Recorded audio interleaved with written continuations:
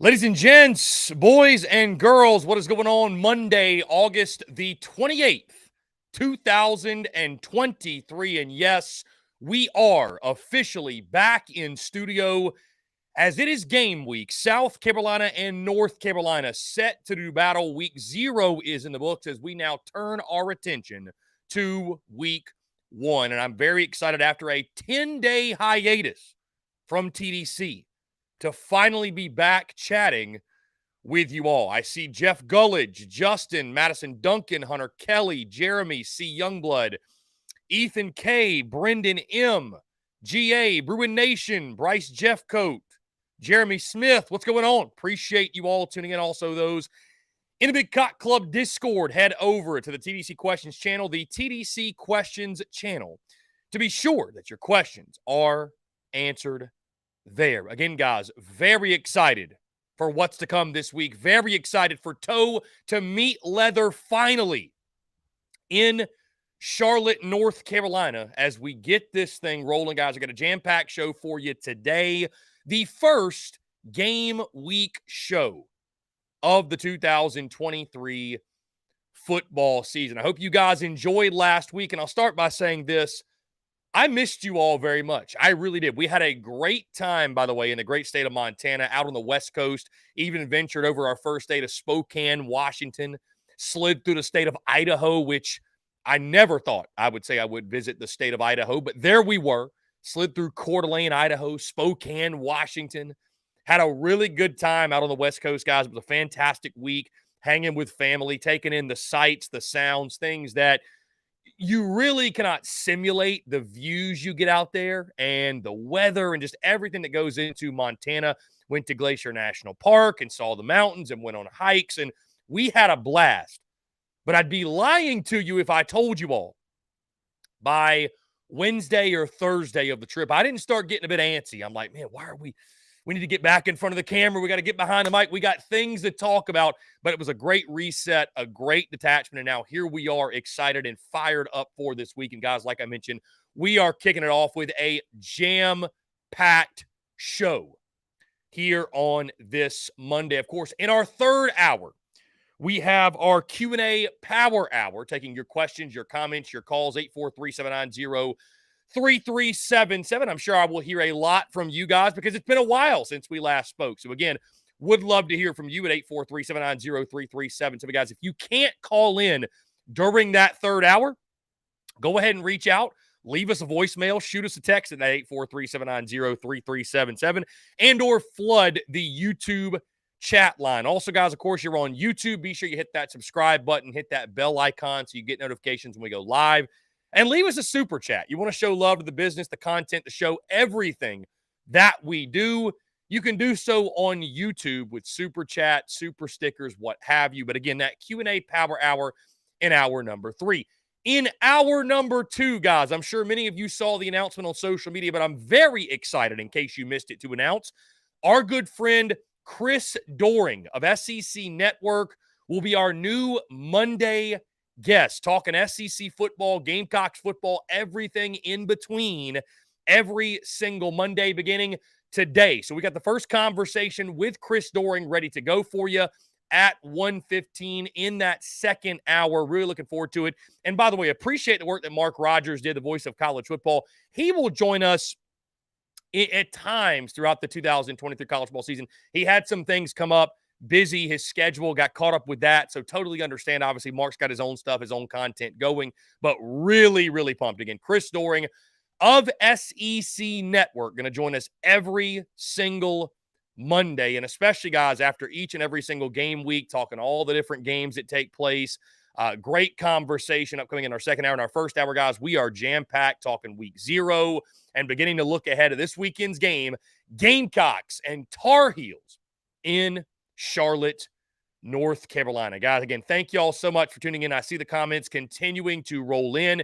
Yes, Madison Duncan, we will talk some updates on South Carolina, North Carolina as well, coming out of fall camp. Some interesting tidbits. Mac Brown actually speaking today. He took the podium. Of course, Shane Beamer will take the podium tomorrow. And guys, I will give you all a much more, excuse me, a much more clear view in our Q&A Power Hour.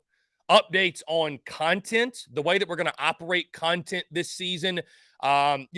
Subject to change, of course, right? We can go with the flow and do different things, what have you, but we do have a content schedule in place for game week, for each and every single game week, that there are some things that I think you can go ahead, you can put on your calendar, you can bank on hearing on this certain day. For example, today, we're going to play a little game I like to call Monday Morning Quarterback. And just to give you guys some perspective, growing up, I'll never forget, I forget the name of the journalist per se, but I always looked forward to every single Monday getting the State or getting the Augusta Chronicle, because of course I was from the am from the CSRA, looking forward to getting the Augusta Chronicle. And there was a segment in there called Monday Morning Quarterback. And it was just like takeaways, tidbits from the weekend that was. I always love doing that. So that's what we're going to nickname our Monday takeaways from today. Of course, week 0, Vandy, Hawaii took place over the weekend. Also going to talk a little Southern Cal, a little Navy, some of the other action that took place. But every single Monday, you can bank on us, of course, talking all things Gamecocks, breaking down, dissecting every single game. But we are going to spend some time going around the SEC and talking about all the action that took place. And if anything jumps out nationally as well, we will do that. But really exciting stuff. And again, guys, in that third hour, I will update you all on some additions, some changes, some really exciting news when it comes to content. But in the meantime, guys, as I mentioned, Monday Morning Quarterback Week 0 edition. It was the appetizer to the main course, no doubt. But I'll be damned if I'm not going to talk about football that actually took place on the field. It was kind of honestly sad how excited I was to watch games like Jacksonville State and UTEP, or FIU and Louisiana Tech. There were some headliner games we'll get into in a second, but the fact that we had football on the television, I saw some debating over the weekend.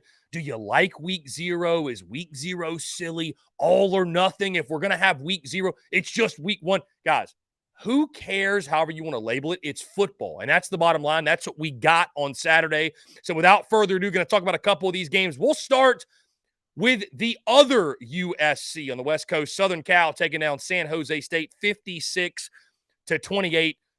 The biggest takeaway from this game is this: Southern Cal pulling away late, because if you saw that game at halftime, 21-14, Southern Cal was up, but San Jose State and their quarterback, who's a fantastic player, by the way, the Siobhan Cordero kid, 21-38, 198, 3 touchdowns, and no picks against Southern Cal's defense. The thing that jumps out, though, San Jose State ran for 198 rushing yards, 7.3 yards per carry.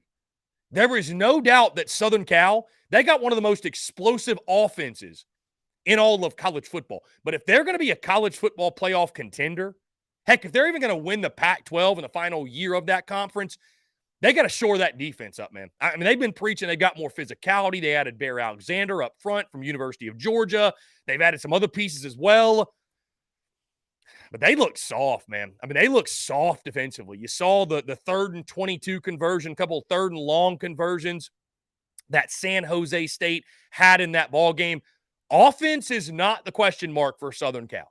It is the defensive side of the football and toughness and physicality. And that's why, guys, I dropped my college football playoff predictions last week. I did not have a Pac-12 team. I did not have Southern Cal, because my biggest question with Southern Cal is that defensive side. Because while college football is an offensive game, I get that, Southern Cal is going to get punched in the mouth at times this season. If they can't respond to it and make stops defensively and be physical, they simply do not stand a chance. Now, again, offensively, not an area of concern for them. Caleb Williams, I thought he had a ho-hum game, and the guy still went 18-25, 278, 4 touchdowns, no interceptions. I mean, that's a ho-hum game for Caleb Williams. You then look at the backfield. Our good friend Marshawn Lloyd got some action for the Trojans, 9 carries for 42 yards, 4.7 yards per carry. And, of course, guys, I understand that really was made out of one run. I think he had like an 18-yard gain. Before that, he was like 4 carries for 3 yards or something crazy or what have you. Austin Jones, the senior back, leading the way for them, 6 carries, 54 yards, and 2 touchdowns. And really the star of the game, guys. And this was a dude that was highly sought after in recruiting. Zachariah Branch, 4 catches, 58 yards, and a touchdown. He had the long of 25. But where he made the most noise in the return game, I mean, this dude had shades of Reggie Bush in that ball game.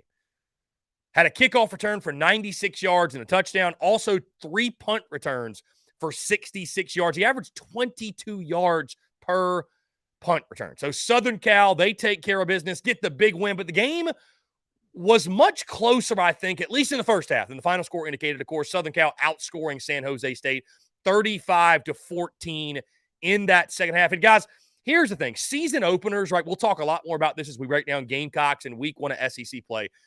Season openers are somewhat of a crapshoot, right? Because you just never know, right? Because you can add all these different pieces with the transfer portal, with recruiting, what have you, but we know nothing for the most part about these teams going into week 1, and that includes like the coaching staffs. It's why that cliche exists of, you see teams make the most improvement from week 1 to week 2. It's because you learn about your football team, right? You learn about, okay, here's what we have. Here's where we need to improve. Here's where we need to get better, right? So I think Southern Cal, you get off to a slow start. I don't think it's something that really concerns you, but that defense, that defense has got to get shored up for Southern Cal. I mean, they are just simply put not going to be able to make any sort of noise nationally. They might win the Pac-12. They might have a really nice season, no doubt, but defensively is their biggest question.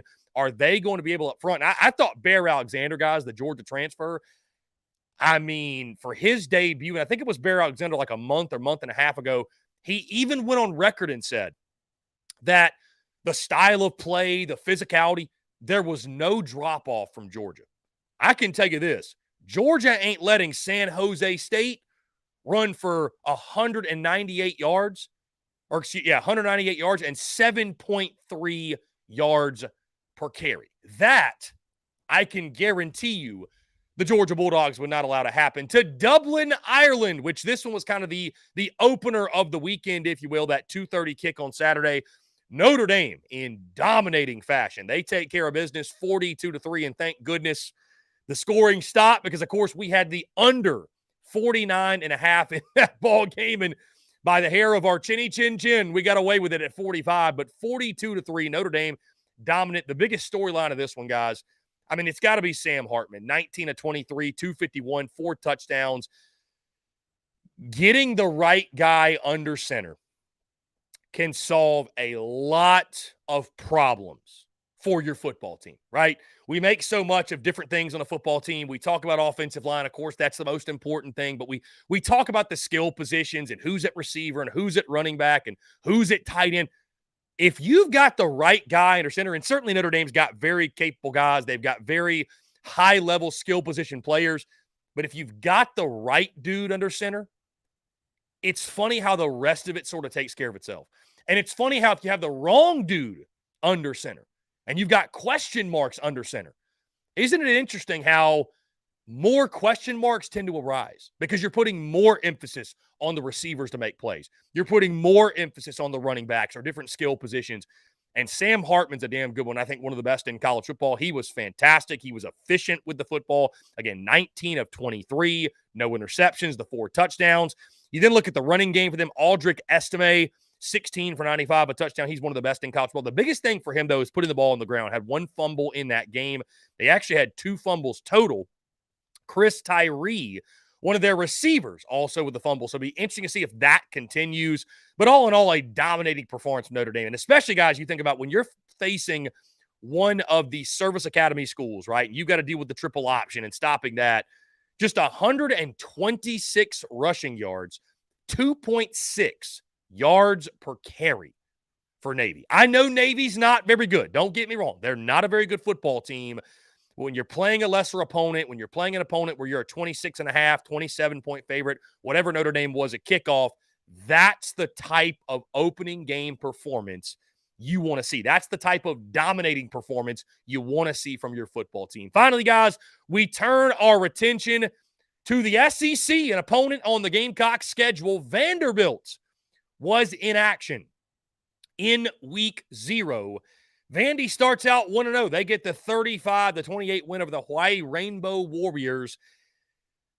An interesting game here. You look down. Here we go. A.J. Swan, 19-30, 3 touchdowns, no picks. I thought he was solid, 258 through the air. Here's where the real concern, because I'm not sure that this win over Hawaii, I think it created more question marks than it did solve anything, truly. 26 carries, 39 yards, 1.5 yards per carry. That is the Vanderbilt rushing total against Hawaii on Saturday night.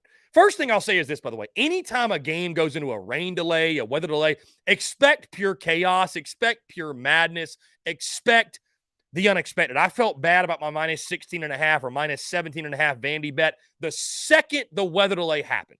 So expect weird things to happen, right? But 39 yards rushing against Hawaii. Guys, you're going to face some defensive fronts, and Hawaii's a much improved team, year 2 of Tommy Chang. You're going to face some much, much, much better defensive fronts than you are from Hawaii. 39 yards rushing. The offensive line for Vandy was abysmal. A.J. Swan, the question now is, will he make it to the SEC season? Because he was running for his life at times against Hawaii. And also, Vandy's secondary. I mean, come on, man. Listen, I thought Braden Schrager looked great, 27-35. He throws for 351, though. 351 against that Vandy secondary, 3 touchdowns. He did have 2 interceptions, though. Those came courtesy of DeRicky Wright. He had both of the interceptions. I thought for Vandy on the offensive side, Jaden McGowan, Will Shepard looked really good. Patrick Smith, the running back, 7 carries for 30 yards, 4.3 yards per carry and a touchdown. When you look at Vandy, are they going to hit that over 3.5 win total? I think it's dicey. I think if Vandy can figure some things out and get some things rolling, of course, they've got Alabama A&M in week 1.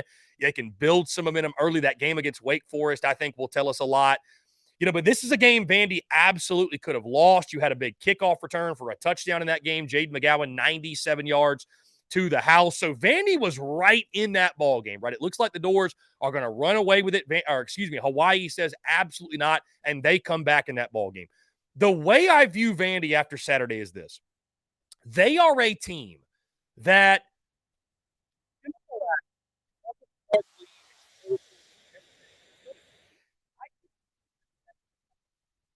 one Saturday and stealing an SEC win. Who that comes against, I have no idea. But I could absolutely see them catching fire and being a tricky team and giving a team fits, right? But they are a team where if their best players, and they've only got a couple of them, if A.J. Swan, if Jaden McGowan, if Will Shepard, if a guy like Patrick Smith at running back, they're going to need those dudes to not just be good, to be exceptional, because they've got real question marks and a real problem on the offensive line. They've got a real problem in their secondary. They are going to get diced up at times. They are going to get eaten up at times. Now, does Vandy have enough to not just hit the over on the 3.5, but win 6 games? I think that's the biggest question. You'll hear Chris Doering talk about that more in our conversation in our segment down the road. I think getting to 6 wins for Vandy, it's possible. After what we watched in week 0, though, I don't think it's likely because they've got to shore up those 2 areas that we mentioned. But again, 1-0 for the Commodores, but they've got serious, serious question marks on the offensive line and the secondary. I think the best news for Clark Lee and company is they've got a couple of weeks to get it going, to figure it out. Again, Alabama A&M in week 2. They do have Wake Forest, but in their 4th game, I think, is another non-conference game that'll be pretty manageable. So their first month, they can play around and tool with the thing, but they got to get it figured out quickly because that O-line and that secondary was atrocious as they snuck by and got by Hawaii to start out 1. I know, guys, the best of the rest, of course, another Gamecocks opponent took the field on Saturday. Jacksonville State took on UTEP. They get the win, 17-14 in a game that Jacksonville State was actually the underdog in. We took Jacksonville State money line. Rich Rodriguez gets the W, the first ever FBS win in the history of Jacksonville State football, at least their first win as an FBS team, I should say. So Rich Rod getting the W. UMass beats New Mexico State 41-30. Louisiana Tech beating FIU 22-17 in a crazy game. And San Diego State beating Ohio 20-13. And that was all the week 0 action. Guys, as I mentioned before, in case you missed it, this Monday morning quarterback segment, we will focus mainly on SEC ball games each and every single Monday. But of course, with the action in week 0, only one SEC game being played. So wanted to make sure that we touched on it. But a great appetizer for what's setting up to be a fantastic week 1 of the 2023 college football season. Guys, that being said, let's go ahead and jump into our first break of the day. On the other side, we'll dive into some South Carolina and North Carolina fall camp, some intel going into game week as we start to get in the nuts and bolts of Gamecocks and Tar Heels. Guys, all that and more on the other side. You're tuned in to the Daily Crow. The Daily Crow is brought to you by our friends at Carolina Cigars. Carolina Cigars has been in operation since 2008, recently taken over by the Peterson family in 2020. Whether you're new to the cigar scene or whether you've been enjoying cigars your entire life, Carolina Cigars has the expertise and knowledge to make your visit to their shop enjoyable. Stop by for a fine cigar and experience their classic cigar lounge where people come together, share conversations, and become friends. So if you're into cigars and you're on Hilton Head Island, you really do need to go by and see them. They offer same-day shipping nationwide, free delivery island-wide for weddings and all special occasions. They're also proud to offer premium cigars at 9 outside humidor locations around Hilton Head Island, and they have special events throughout the year as well. They want to talk to you. They want to engage. They want to share with you their cigar selection they're very proud of and their beautiful cigar lounge. When you're in the Low Country, there's only one place for cigars. That's Carolina Cigars, and there's only one place I get my cigars. That's Carolina Cigars, Hilton Head Island's premier cigar merchant. Come and share your passion. It's all here at Carolina Cigars. Give them a follow on Instagram at Carolina_cigars, or give them a call today at 843-681-8600. That's 843-681-8600. Smoke them if you got them, and tell them that Chris from the Spurs Up Show sent ya.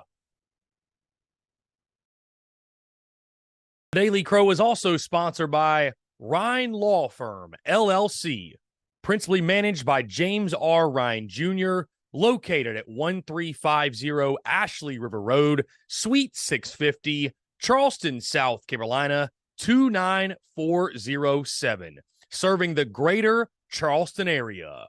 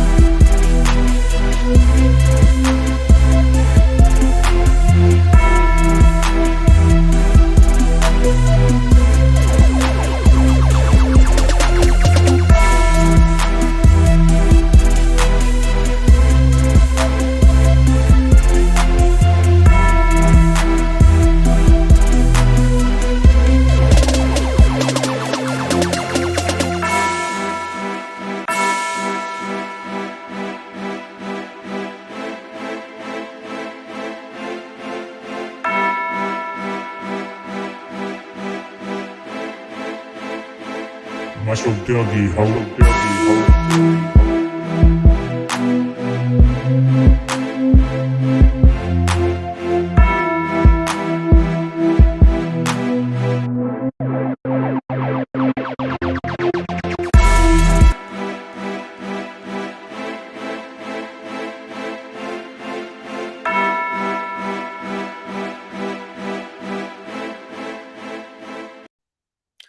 All right, guys, I'm back here on this Monday, August the 28th, 2023. Appreciate each and every single one of you tuning in. Really excited, of course. It is game week, South Carolina, North Carolina. Do not forget, by the way, Saturday night, the first TSUS post-game call-in show. We'll be right here immediately following the game on Saturday night, taking your questions, your comments, and, of course, your calls at this same number, 843-790-3377. The first ever post-game call-in show that we've operated. Cannot freaking wait, dude. It'll be absolutely electric on the airwaves. Looking forward to it, guys. It'll follow each and every single game, I would say within 10 minutes of the game concluding, because what we'll do is this. Game will conclude. I'll record my post-game reaction video. We'll get that uploaded to social media, and then we'll sit right here. We'll go live. We'll probably have a minute-long countdown or what have you, and then we will jump right into it. By the way, very excited to announce we have a sponsor for the 2023 football season, post-game call-in show. And it's a sponsor you're going to recognize. Our good friends over at A1 Air Quality Services, they are back. You might recall as being the sponsors of the Lead Pipe Lock of the Week, which was our prediction for every single game this season. They will be the official sponsors of the post-game call-in show that, again, will follow each and every single Gamecocks football game this season. Hunter Johnson says the audio is messing up. Is that the case for anyone else? The audio is muffing. I don't know why the audio would be muffing. Let's make sure we are good. I don't know why that would be the case. Anybody else having audio issues? Anybody out there? Anybody out there? I don't understand why the audio would be. Let's see. Here, I'll play with it real quick. Okay. All right, we're going to keep it rocking. Our interface, I'm looking at now, nothing was touched. Nothing should be an issue, so we should be good. Either way, we'll push through. We'll keep it rocking and rolling, guys. As, again, we are into game week. South Carolina, North Carolina. Okay, good. Okay, we're good to go. We are good to go. It was a little. All right, cool. Just was reading your comments, which is very hard to read comments and operate the show. Either way, Gamecocks and Tar Heels set to square off on Saturday night in Charlotte, North Carolina. And we've got the latest intel from South Carolina and North Carolina fall camps as they each begin their preparation for the game on Saturday night. We will start on the South Carolina side. And first thing I'll say is this. Nothing really that I noticed that was groundbreaking that came out of fall camp last week. Of course, you had your normal rumblings. Shane Beamer speaking to the media on Tuesday and Wednesday. Tuesday in his presser, Wednesday in his call-in show. You know, I think the big thing from that, Drew Tuizama, I think is how you say his last name, the transfer from UAB. He is on the roster. He is on campus. He is practicing. And Shane Beamer and company are expecting him to play in Saturday's game. I think one of the reasons for that, guys, is we look at the injury report right now. Of course, the injury report is the thing that catches our eye the most. It is the thing we have the most attention on from folks that I've talked to. And Shane Beamer, of course, will update all this tomorrow in his press conference. He'll continue to update it on Thursday in his call-in show. But sitting here on this Monday, here's what we've heard. First things first, edge Tez Walker from Syracuse. It is sounding more and more likely that he will not play in the game on Saturday. That due to an ankle injury. Of course, we heard the rumblings. He was on crutches, I think, at the last scrimmage that South Carolina had. Tez Walker, it's a pretty big loss. It's a sizable loss for the Gamecocks at the edge spot, in a spot that you don't have a ton of quality depth. And of course, Gear was a guy you expected to be a starter, a contributor. This might force Tuizamu right into action immediately. Of course, Jordan Strawn has solidified the other edge position, but it's sounding more and more likely that Jatius Gear will not play in that game Saturday. The Gamecocks will have to figure something else out at the edge spot. Guys, I would also say Nicholas Harbor is doubtful.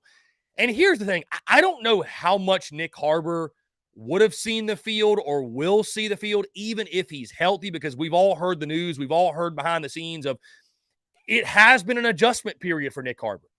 There's been an adjustment to college football, the speed of SEC football, the physicality of SEC football as well, playing the wide receiver position. And this is something we talked about all preseason long, right? He was going to have to learn the nuances of the receiver position and adjust to the college game. And because just being big and just being fast, guys, it doesn't make you an elite wide receiver. Like, there are other facets of the game. There are other things that you have to master to play that receiver position and play it at a high level. But it's sounding like, due to injury, that Nicholas Harbor, there's a good chance he will not go either. And I think, guys, when you have a dude like this who is going to be such a big part of your football team this year and, of course, for many years to come, but when you have a guy like this, the last thing you're going to do is ask him to play when he's less than 100%. Especially when it's a guy that, even if he was 100%, how many snaps would he realistically get? 15, 20, maybe 20 snaps in the ball game? Is it really worth putting his health at risk to further aggravate the injury when he's only going to get that limited number of snaps anyways? It sounds like most likely Nick Harbor will not play in this ball game. The good news, though, and I know many of you have not been fans of our injury reports because of some of the bad news that has followed, but guess what, guys? I have good news for you because it is sounding more and more likely. Number one, Trey Knox, fully expecting to be 100% and go in the ball game, or at least as close to 100% as he's been in quite some time. I would fully expect to see Trey Knox starting the game on Saturday night for South Carolina. And, of course, the big one, Juice Wells. What is the status? He has not practiced in forever. He's been dealing with, as Shane Beamer calls it, a lower body injury. Those we've talked to, we know it is a foot injury that he sustained in the offseason. Now, I'm not going to sit here and tell you that it's 110% that Juice Wells plays in this game. What I will tell you is this, and the good news is this. Juice Wells, by all accounts, is expected to play. He's expected to play. We've heard Shane Beamer say that, but now we've got folks behind the scenes saying that as well. I am going to operate as if Juice Wells is going to play in this football game until I have reason to believe that he won't. Unless Shane Beamer comes out and says Juice Wells is out, which even if Juice Wells doesn't play, guys, I fully expect South Carolina to not do that. I don't think Shane Beamer, I think it'll be gamesmanship with some of the stuff they have going on, which we'll get into in just a second. I don't think you're going to hear Beamer say that Juice Wells will not play. I would be surprised if Shane Beamer even updated the status of Juice Wells going into Saturday's game. Is there a chance that this lower body injury lingers and we don't see Juice Wells in this ball game? Absolutely. I would still list him. If they gave out injury reports like they do in the NFL, I would still list Juice Wells as questionable. But I can tell you guys, from the sources I've talked to, the people I've talked to behind the scenes, they expect him to play. So I think that's good news, the fact that we are getting to game week and he is expected to hit the field on Saturday. We're not hearing, well, it's 50-50, it's up in the air. They are expecting Juice Wells to play. Now, is he 100%? Is he 90? Is he 80? Is he 85? That's to be determined. I don't think we find that out till Saturday night. But the good news is this: Juice Wells should see the field on Saturday night against the Tar Heels. Now, from the UNC side of things, some really interesting tidbits coming out of Chapel Hill. The first, of course, we talked Juice Wells, the great Gamecocks wide receiver. The status of North Carolina wide receiver Tez Walker. And Mac Brown, UNC's head coach, actually spoke to the media this morning on his status and will he be able to play. Of course, they are fighting the NCAA right now in regards to his eligibility. In case you missed it, it was a second-time transfer for Tez Walker, and the NCAA implemented a rule, ironically enough, right after he transferred to UNC, but they implemented a rule that said, if you transfer twice, once, you're good. You can play. You transfer twice, you have to sit out a year. And so that's where we're at. The NCAA is ruling that he has to sit out this entire season, at minimum miss the first game. Mack Brown said this today about Tez Walker. There was still no news on Tez Walker. The coaches are preparing to have him and to not have him. Tez Walker is still working with the ones, right? He's still practicing with the first team. They are preparing as if Tez Walker is going to play. More on Tez Walker here. UNC's compliance is via our friends over at Tar Heel Illustrated, by the way. Andrew Jones, who does a great job with them. Tried to get Andrew Jones the show, but he was a little bit busy with the Mack Brown presser, of course. Either way, they do a great job at Tar Heel Illustrated. They tweeted this. UNC's compliance is handling the Walker situation. It's not certain where that process is, as the NCAA doesn't communicate much to UNC, but there is hope that Tez may have a chance, perhaps say something to the committee that will decide his case. UNC has 2 game plans for Saturday, one with Tez and one without. Mack Brown, quote, it's a very difficult situation for us. Tez Walker can travel. He can wear a jersey on the sideline. They're going to take his equipment and uniform just in case he can play.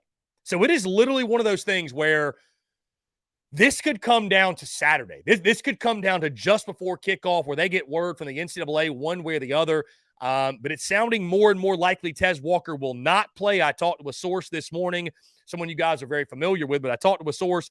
He said right now he would expect Tez Walker to not play for the North Carolina Tar Heels. That will be a big loss for them. UNC still feels confident in their wide receivers, their tight ends, the depth of those positions, basically their weapons for Drake May, even if Tez Walker does not go. But this is a dude talking to the UNC folks that, I mean, you watch him, they feel like he's got first team all SEC, first team all ACC potential. Like he's that type of game breaking player. And so losing him would be huge. Losing him would be big, but they're still going back and forth with the NCAA. So guys, I would say this, don't be surprised by anything. If he plays, it won't totally shock me. If he does not, that won't shock me either, because as we all know, the NCAA, I mean, getting them to do anything is like pulling teeth, right? So I don't know. There is not a solid answer on Tez Walker right now, but my sources would tell me most likely he will not play in that ball game in Charlotte on Saturday night. UNC, guys, I thought this was really intriguing and obviously plays a huge role in the game on Saturday. UNC is dealing with some major injuries of their own. You look in that secondary, defensively specifically, right? And we all know the UNC secondary. I've seen so many memes and our folks clowning UNC for their defense last year, how bad they were. And I mean, listen, you give up 60 points to Appalachian State, you kind of get what's coming to you. But they are dealing with some serious defensive injuries that are only going to make things tougher on them in this game. Star, and it's the star position, not a star player, but the star position.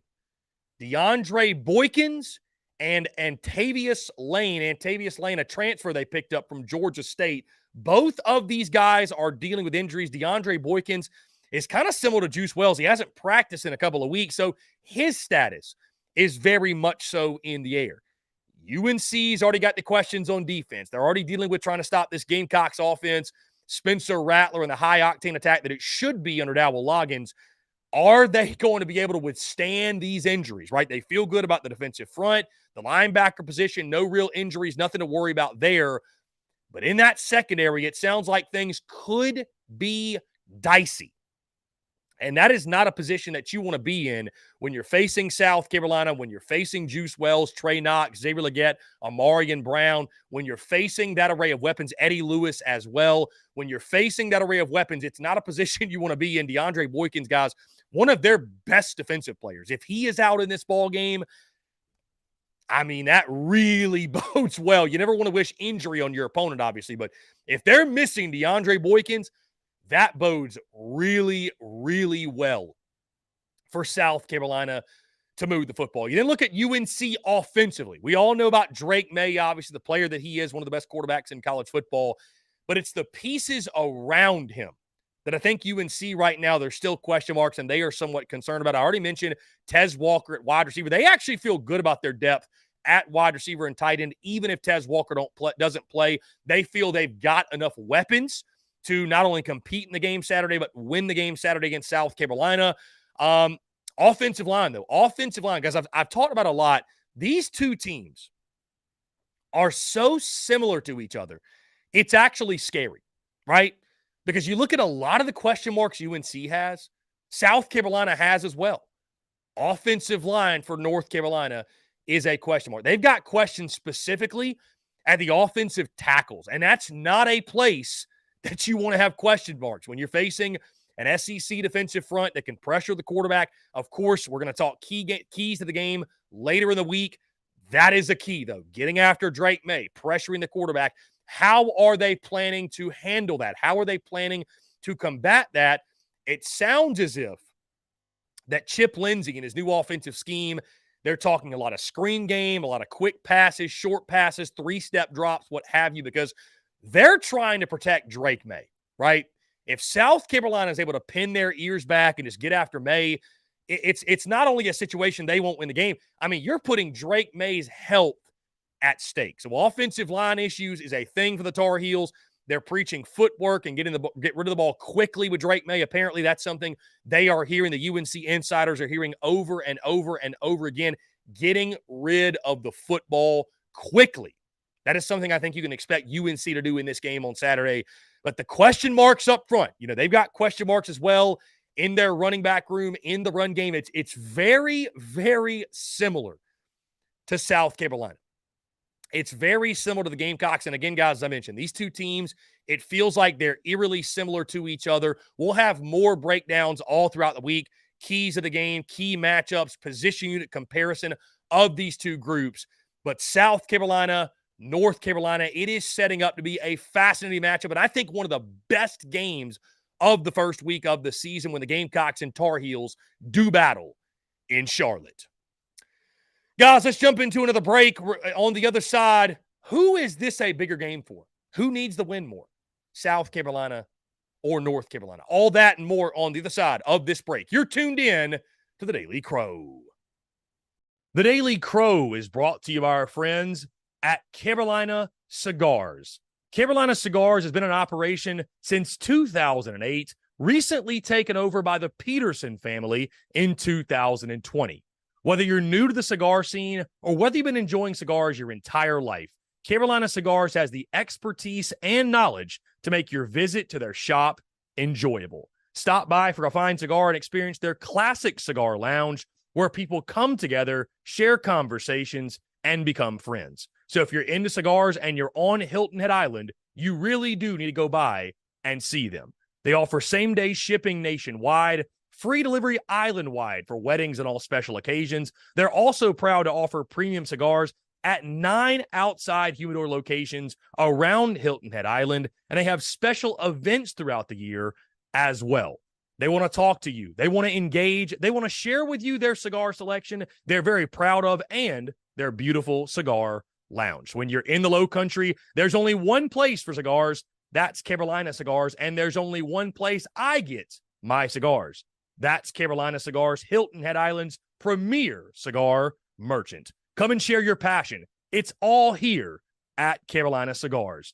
Give them a follow on Instagram at Carolina_cigars, or give them a call today at 843-681-8600. That's 843-681-8600.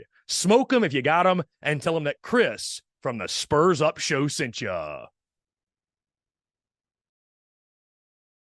Daily Crow is also sponsored by Rhine Law Firm, LLC, principally managed by James R. Rhine Jr., located at 1350 Ashley River Road, Suite 650, Charleston, South Carolina, 29407, serving the greater Charleston area.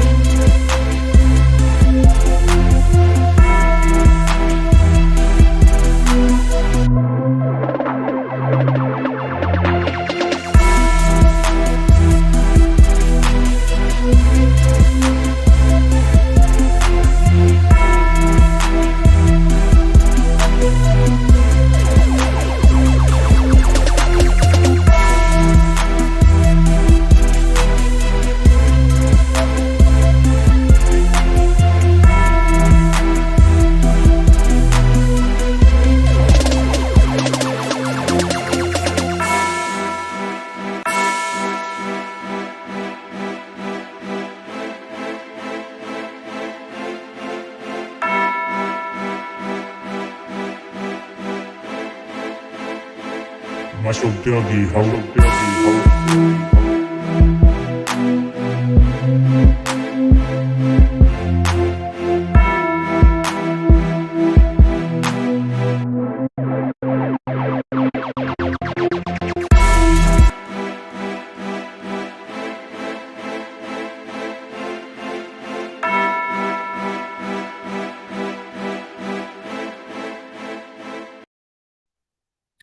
All right, guys, we're back here on this Monday, August the 28th, 2023. Let me say, guys, appreciate each and every single one of you tuning in as we eclipsed 100 live viewers on today's TDC. Really appreciate it, guys. The effect of game week. Game week will do that indeed.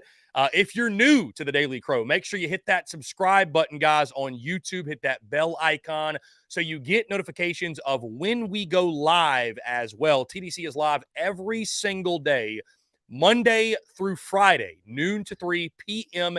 Eastern time. And the schedule looks like this. In our first hour, I have an array of topics I dive into and discuss. Hour number 2, we have our daily guest, whoever it might be that day, and it's actually set. Chris Doering on Mondays, J.C. Sherwood of the Big Spur on Tuesdays. Chris Marler, I'm forgetting my guest here. Chris Marler of Saturday Down South on Wednesdays. Mark Ryan of the Fan Upstate on Thursdays. And then on Fridays, Jake Crane of Crane & Company. That is our second hour. And our third hour is when we take our questions, our comments, our calls. So again, guys, all those tuned into the live show right now, thank you so much. Also, the podcast drops every single day, 5 p.m. Eastern time. iTunes, Spotify, Google Podcasts, wherever you get your podcasts, you can find it there. Guys, it's game week, South Carolina, North Carolina. As we keep the conversation rolling, which Carolina needs Saturday's win more? South Carolina or North Carolina? Let me preface by saying this, by the way. In no way am I saying that this isn't a huge game for the other team. That's not at all what I'm saying. But when you look at the lay of the land and you look at each team and you look at their schedules and you look at the hype meter for each and the expectations, who is this a more important game for? And I don't think the answer is easy, guys. I really don't. I've been going back and forth on this all morning, all day long. I've been thinking about, because I think there are reasons to support each team and each selection. You first start with North Carolina. This is a program entering year 5 of Matt Brown. Lost 4 consecutive games to end the 2022 season, right? This is a pair of teams that finished last season very, very differently. And UNC lost a lot of games late as well. You know, Matt Brown actually talked about this in his media availability today. They've got to finish better. Lost a lot of heartbreakers down the stretch. Lost to a Georgia Tech team that had an interim head coach. I mean, they lost to some not very good teams to end the 2022 season. And as this program enters its 5th year into Matt Brown, I mean, the question's this, guys. How much longer does Matt Brown really have? Because he ain't getting any younger, that's for sure. You look at the expectations for North Carolina. Picked to finish by most, I think, 3rd in the ACC. Florida State and Clemson, your top 2 in that conference.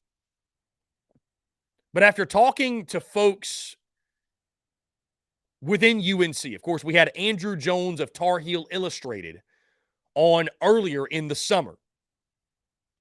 And he mentioned the mood of the UNC fan base. That they are, I don't think dejected's the right word, but I think they are very, very wait and see. Whereas like South Carolina fans, you know, it's full steam ahead. Let's get your hopes, your dreams, your expectations out there, right? I think UNC fans, from what I've seen, what we've heard, I think they're very reserved on the prospects of this season. And this South Carolina game is sort of the tipping point for what 2023 is going to be. You then look at the Gamecock perspective. You know, year 3 of Shane Beamer. It's the final go-around, at least we think, for Spencer Rattler and Juice Wells and some of your other veteran pieces, right? To Carry On Joyner also. we've all heard about all off season long that, if a coach is going to pop, year 3 is the year. If a coach is going to pop, year 3 is when they have to do it.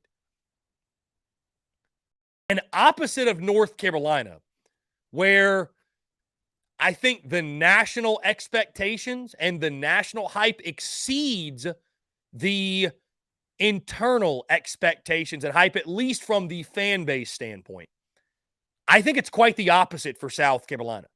Guys, we've all seen the national predictions, the national picks. Gamecocks are getting picked to finish anywhere between, 3rd and 6th in the SEC East. It's sort of a mixed bag, if you will. Our friend Jake Crane, who we'll have on later in the week, he's got the Gamecocks 5-7. The over/under Vegas win total is 6.5. The ESPN FBI has the Gamecocks at 5-7. Kelly Ford, same thing. The computers do no favors for South Carolina. And so I think the national hype and the national viewpoint is very, very reserved. I think there's some folks that still aren't convinced that South Carolina is on the up and up under Shane Beamer, or that Spencer Rattler is going to be the guy that he was in the final 3 weeks of the 2022 season versus what he was in those first 10 games.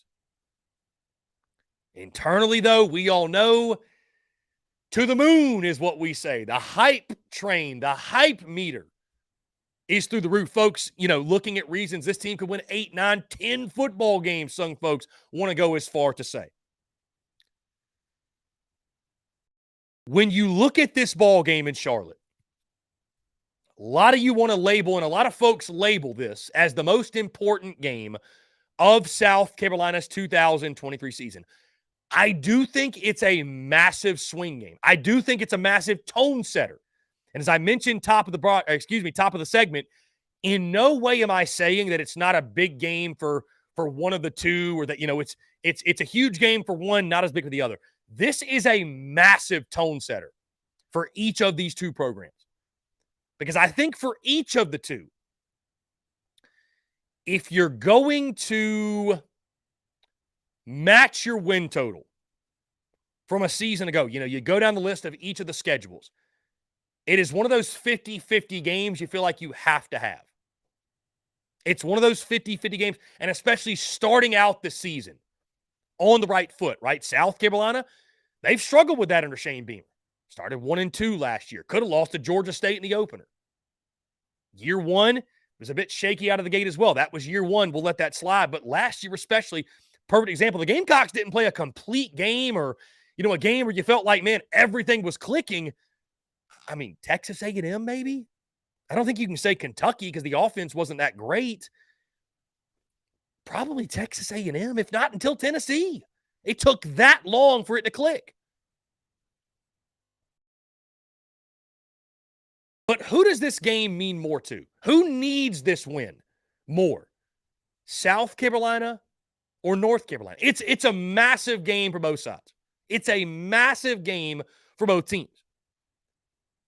But when you look at the two schedules, when you look at what's on the line, when you look at the preseason expectations, when you look at the hype or lack thereof, and I know many of you will probably disagree with me, I think this is actually a bigger game for North Carolina than it is South Carolina. Here's the reason why, guys. One of the biggest reasons is this.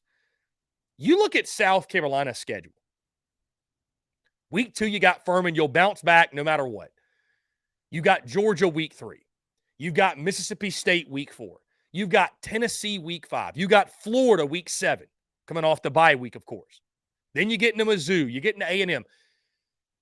Losing to UNC in the short term will be really tough to stomach. And I'm certainly not implying I'm picking a loss or that's going to happen. But for the sake of the conversation, I think it's a bigger game for North Carolina, because even if South Carolina loses, there are SEC games down the stretch. There are toss-up games in the SEC that if you win those, it automatically steers your season back to where you need it to go.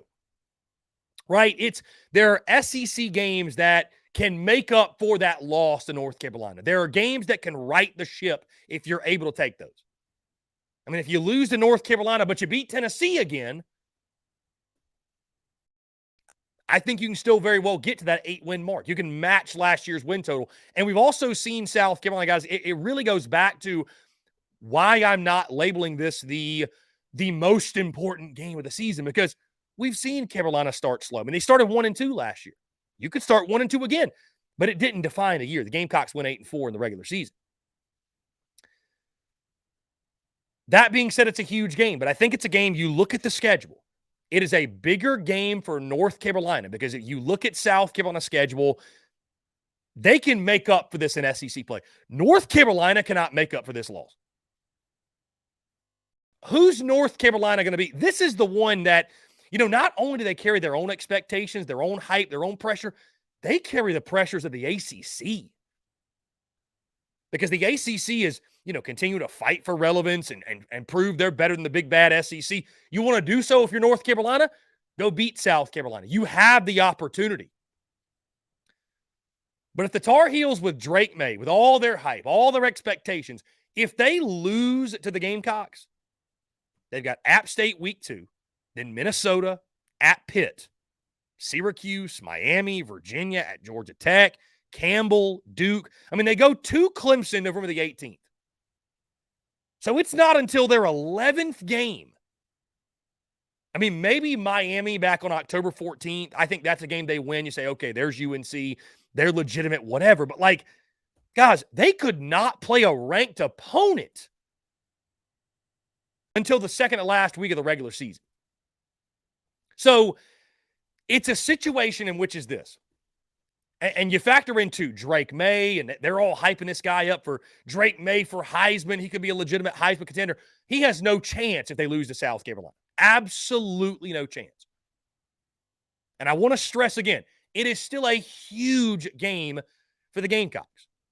When you look at the 50-50 swing games in the schedule and getting back to 8 wins, I think, guys, if you're going to get to 8 wins, I think you got to beat North Carolina. Heck, I'm predicting you in my preseason predictions to go 7-5 with a win over UNC. With that being said, if you're going to get to 8 wins, I think you need to win this football game. But it's a bigger game for North Carolina. It's a bigger game from the standpoint of South Carolina loses to UNC. They can win a couple of SEC games that sort of right the ship of the season and say, okay, you know what? Week 1 didn't go the way we wanted. It doesn't define the season. There are wins you can claim against Tennessee, against Florida, against Mizzou, against A&M that down the stretch in the season will right the ship and prove you to be legitimate. I don't think North Carolina has that luxury on their schedule. They lose this game, there really isn't a point on that schedule. I mean, Miami, October the 14th, but it's not until Clemson, the second to last week of the regular season. I think that'll really be the next time that UNC can look at a game and say, okay, now we can find out if we're really legit. This is an opportunity for UNC on the big stage to show that that hype was warranted. And for South Carolina, it's a situation in which I don't want to say you're playing with house money because it's a massively important game, but I think it's much bigger for UNC. South Carolina wins this one. I think you bring 8 or maybe even 9 wins into play, but UNC, I think all of the pressure is on the Tar Heels, which could bode very well for the Gamecocks on Saturday night. Guys, let's jump into another quick break on the side. We'll get my good friend Chris Doering of SEC Network on the show, his first appearance on the Daily Crow, our new Monday weekly guest. Very excited for that, guys. All that and more on the other side. You're tuned in to the Daily Crow. The Daily Crow is brought to you by our friends at Carolina Cigars. Carolina Cigars has been in operation since 2008, recently taken over by the Peterson family in 2020. Whether you're new to the cigar scene or whether you've been enjoying cigars your entire life, Carolina Cigars has the expertise and knowledge to make your visit to their shop enjoyable. Stop by for a fine cigar and experience their classic cigar lounge where people come together, share conversations, and become friends. So if you're into cigars and you're on Hilton Head Island, you really do need to go by and see them. They offer same-day shipping nationwide, free delivery island-wide for weddings and all special occasions. They're also proud to offer premium cigars at 9 outside humidor locations around Hilton Head Island, and they have special events throughout the year as well. They want to talk to you. They want to engage. They want to share with you their cigar selection they're very proud of and their beautiful cigar lounge. When you're in the Low Country, there's only one place for cigars. That's Carolina Cigars, and there's only one place I get my cigars. That's Carolina Cigars, Hilton Head Island's premier cigar merchant. Come and share your passion. It's all here at Carolina Cigars. Give them a follow on Instagram at Carolina_cigars, or give them a call today at 843-681-8600. That's 843-681-8600. Smoke them if you got them, and tell them that Chris from the Spurs Up Show sent ya. Daily Crow is also sponsored by Rhine Law Firm, LLC, principally managed by James R. Rhine Jr., located at 1350 Ashley River Road, Suite 650, Charleston, South Carolina, 29407, serving the greater Charleston area.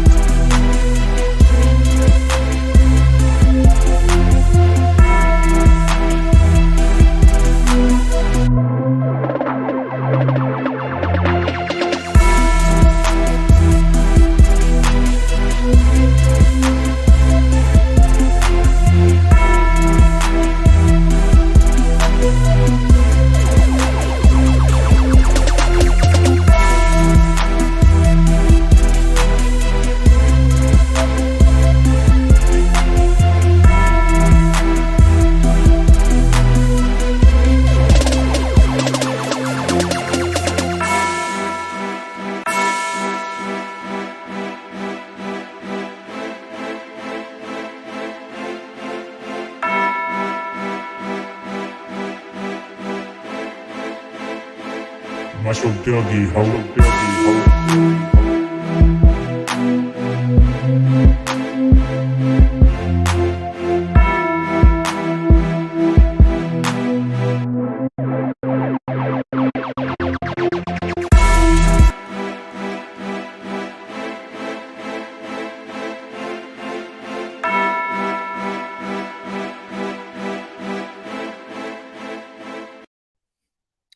All right, guys, we're back here on this Monday, August the 28th, 2023. Just released about 20 minutes or so ago, right when we started that last segment.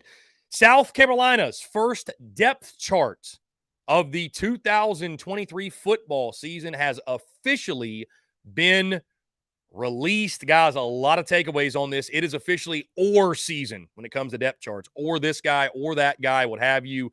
When you're when you're looking to try to find out who's your starter, it's one of those things that makes it sort of tough. Here's what we'll do, guys. We will dive more so into the depth chart conversation. We'll start tomorrow's TDC with that because I really want to take a look at this and dive into who's where and be able to give you guys a concise breakdown of my full thoughts and reactions to the first depth chart of the 2023 football season. So we'll start tomorrow's TDC with a full depth chart reaction because I think there are some very, very notable takeaways from this. Absolutely no doubt there are some very notable takeaways. There's some very notable things that jump out when it comes to the Gamecocks' first depth chart of the 2023 season. Guys, we're getting to our conversation with Chris Doering. Let me first say this, by the way, because I saw some of you saying that, hey, maybe I can ask this question, that question to Chris Doering, what have you. Not every conversation with Chris Doering is going to be live. For example, today's was recorded yesterday. The reason for that, Chris has got a very busy schedule where he's doing obviously SEC network stuff. He's catching flights. He's going back and forth from the studio to his home studio, what have you. So whatever works best for Chris Doering's schedule, that is what we're going to go with. So I just wanted to get that out there. It's not always going to be a live appearance from Chris Doering. Some of the days it will be, and you'll be able to tell that's the case when we have the split screen going on. But I just wanted to make that clear because I know some of you are in there asking about, can I ask this question? Can I ask that question?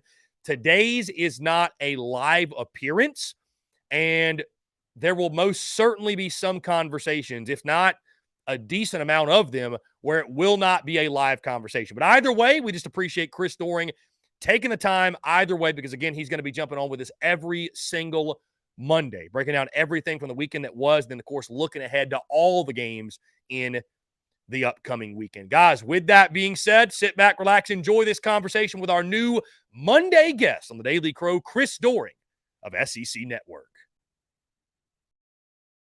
And guys, very excited because we have a new Monday guest. He will join us every single Monday throughout the 2023 college football season and a friend of the show. And ironically enough, you actually heard him on the podcast last Monday, but I'm very excited for the first time on TDC, our good friend, Chris Doering of SEC Network. He joins us on the airwaves. Chris, first things first, I was just telling you off air, my friend, thank you so much for taking the time to do this. I'm extremely excited to talk SEC football and really college football with you all season long, my friend. Appreciate you taking the time. What's going on?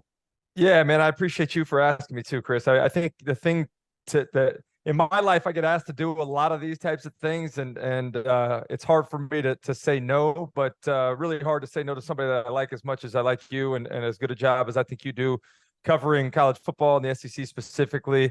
Last time we were on, I think we pretty much were in lockstep with every point of view. Hopefully that's not the case as the season goes on. Hopefully we disagree about some things, but I know it'll be a fun, entertaining segment. I look forward to being a part of your college football season this fall. Well, I appreciate you, Chris. And I like to say this, the beauty is in the banter. So I'd almost guarantee you, I think there'll be some things. Hey, if nothing else, Chris, I got a lot of comments when I announced that you were going to be our weekly guest. They said, wow, cool. South Carolina, Florida week's going to be pretty interesting. So it's been interesting the last couple of years anyway. So maybe we can bring a little intrigue in the week leading up to it as well. Yeah, no doubt. But first thing, let's talk, Chris. Of course, week 0 is officially in the books as we speak.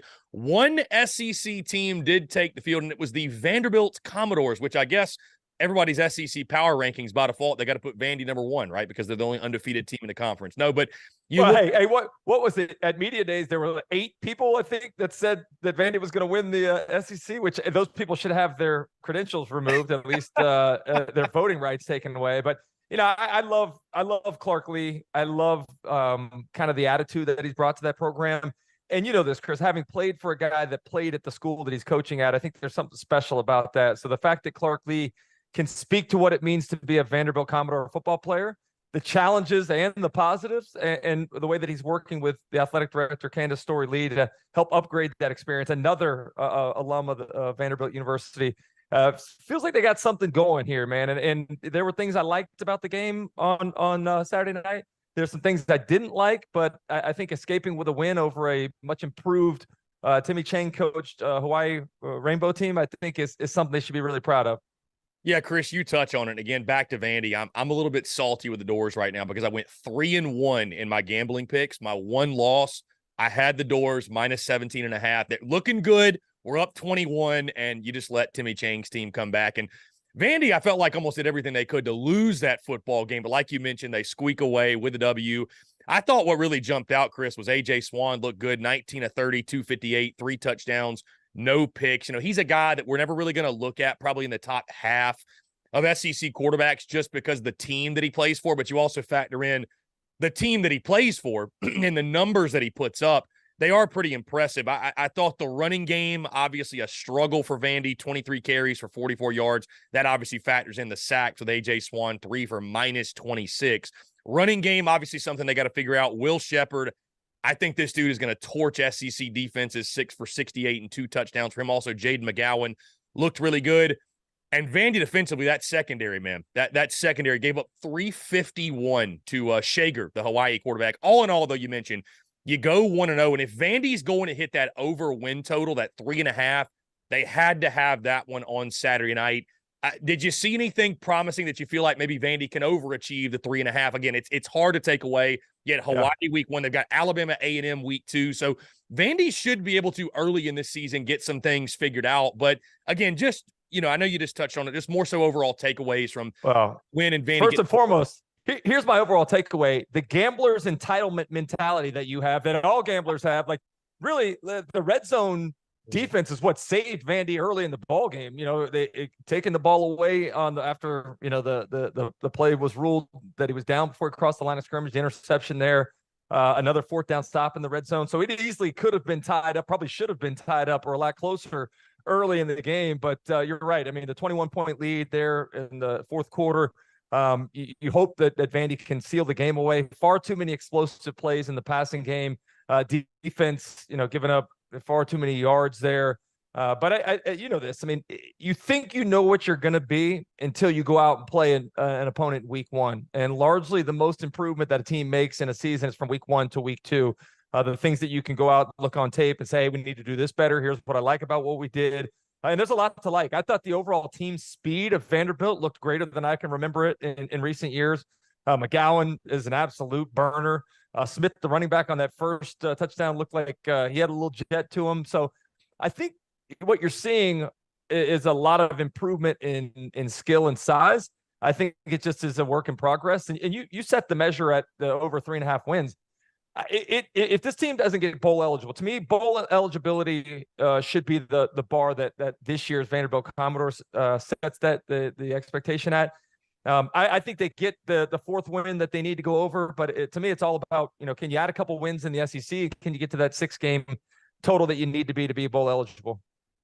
So, Chris, Vandy is 1-0. Before we get off of week 0, did anything else jump out to you? I mean, I know it's an appetizer for what's to come, but Notre Dame gets a big W. Southern Cal starts slow but finishes strong. I mean, outside of that, a lot of smaller games, but some good football. I mean, Ohio, Jacksonville State was a very entertaining game. FIU, Louisiana Tech, the way that one finished. But, obviously it pales in comparison to what's upcoming starting on Thursday night, which we'll get into in a second. But did you leave week 0 taking anything else away, really?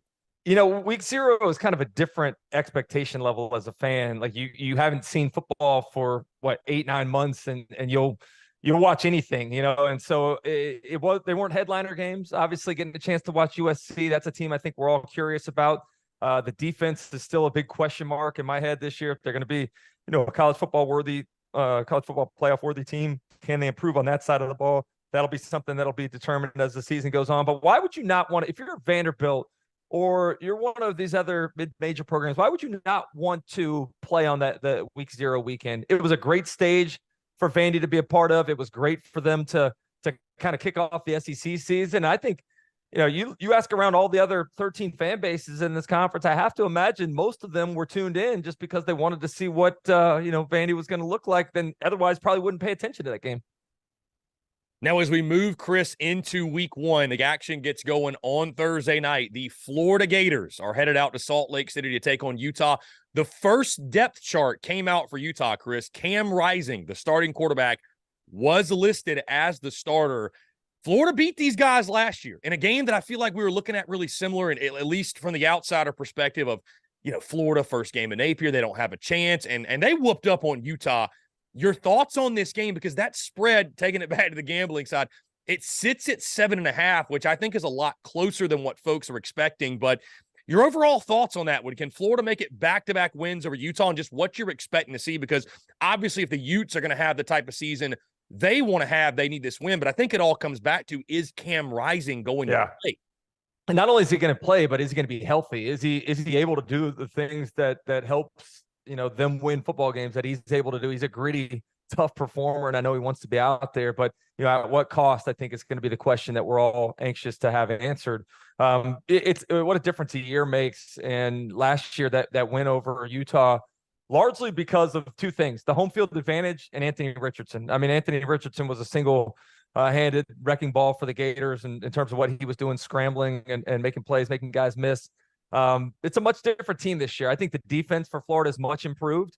I obviously don't have the playmaker at the quarterback position that you do in Anthony Richardson, but Graham Mertz is more of a game manager. So you're hoping the pieces around him are a little bit more talented than maybe what they were last year. I think they have a great group of running backs that they're going to lean on.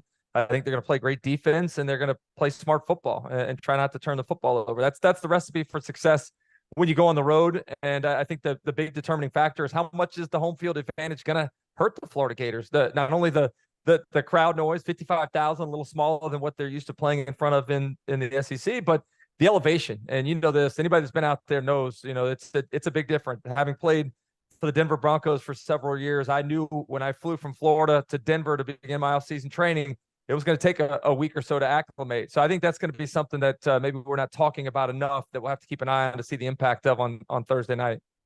Chris, for a team, for a team that's been doubted all off season long, how big would this win be for Florida? Because we saw it last year. Maybe it didn't translate the way maybe we thought it would, but I mean, how big would it be for Billy Napier in year two to do that again and get this season off on the right foot?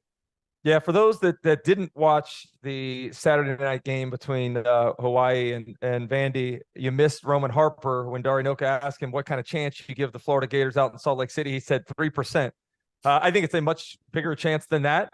I think there's a lot of factors that we've already discussed that play into that. I think Florida's defense is going to be much improved, and I think fans across the country are going to be impressed. That's nothing against my guy, Patrick Toney. He, played the hand he was dealt last year, but they've upgraded the talent considerably. And Austin Armstrong, for those that haven't seen him, wait till you see the energy on the sideline from this guy. He's a 29-year-old defensive coordinator for Florida, came over from Alabama most recently, but was also the Southern Miss defensive coordinator the last couple of years. Had been in Louisiana with Coach Napier back towards the beginning of his career, spent time up in Georgia as well. So he's got the pedigree, and he's got the energy, and now he's got the players. So I think Florida, I give them a much better chance. You said it yourself. Some people were surprised by the point spread, with Utah only being favored by a little over a touchdown.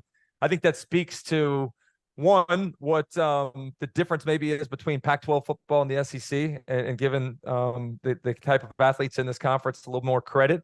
Utah, to me, is built like an SEC team on the lines of scrimmage, very physical, much more physical team than the Pac-12 typically offers up. And I think that's why you've seen them not only win conference championships, but be able to handle a team like USC that's maybe not built the same way. But I do expect it to be much closer than Roman and everybody else thinks. And if Florida can somehow go out there and sneak out a win, it does a lot for the confidence level of the team. And I think, it sets the sights squarely on that third game of the season against Tennessee when the Vols roll into town. Something, I think people probably aren't giving them a lot of chance with, but you win the Utah game and maybe things change a bit. Chris, especially if Graham Mertz plays well. It's funny how in college football 1 week can change the entire narrative. Graham Mertz goes out, he plays well, they win that ball game all of a sudden, like you mentioned, that Tennessee game. And that's a place, by the way, the Volunteers, we'll talk more about that when we get to week 3, but that's a place Volunteers haven't won since 2003, which I did not realize that a couple of weeks ago, and it blew my mind. What's up? Yeah, it's a long winning streak here for the Gators. A lot of wins for the Gators over the last 2 decades, both places. But going back to what you said about Graham Mertz, I think what we see right now in our head is Graham Mertz at Wisconsin.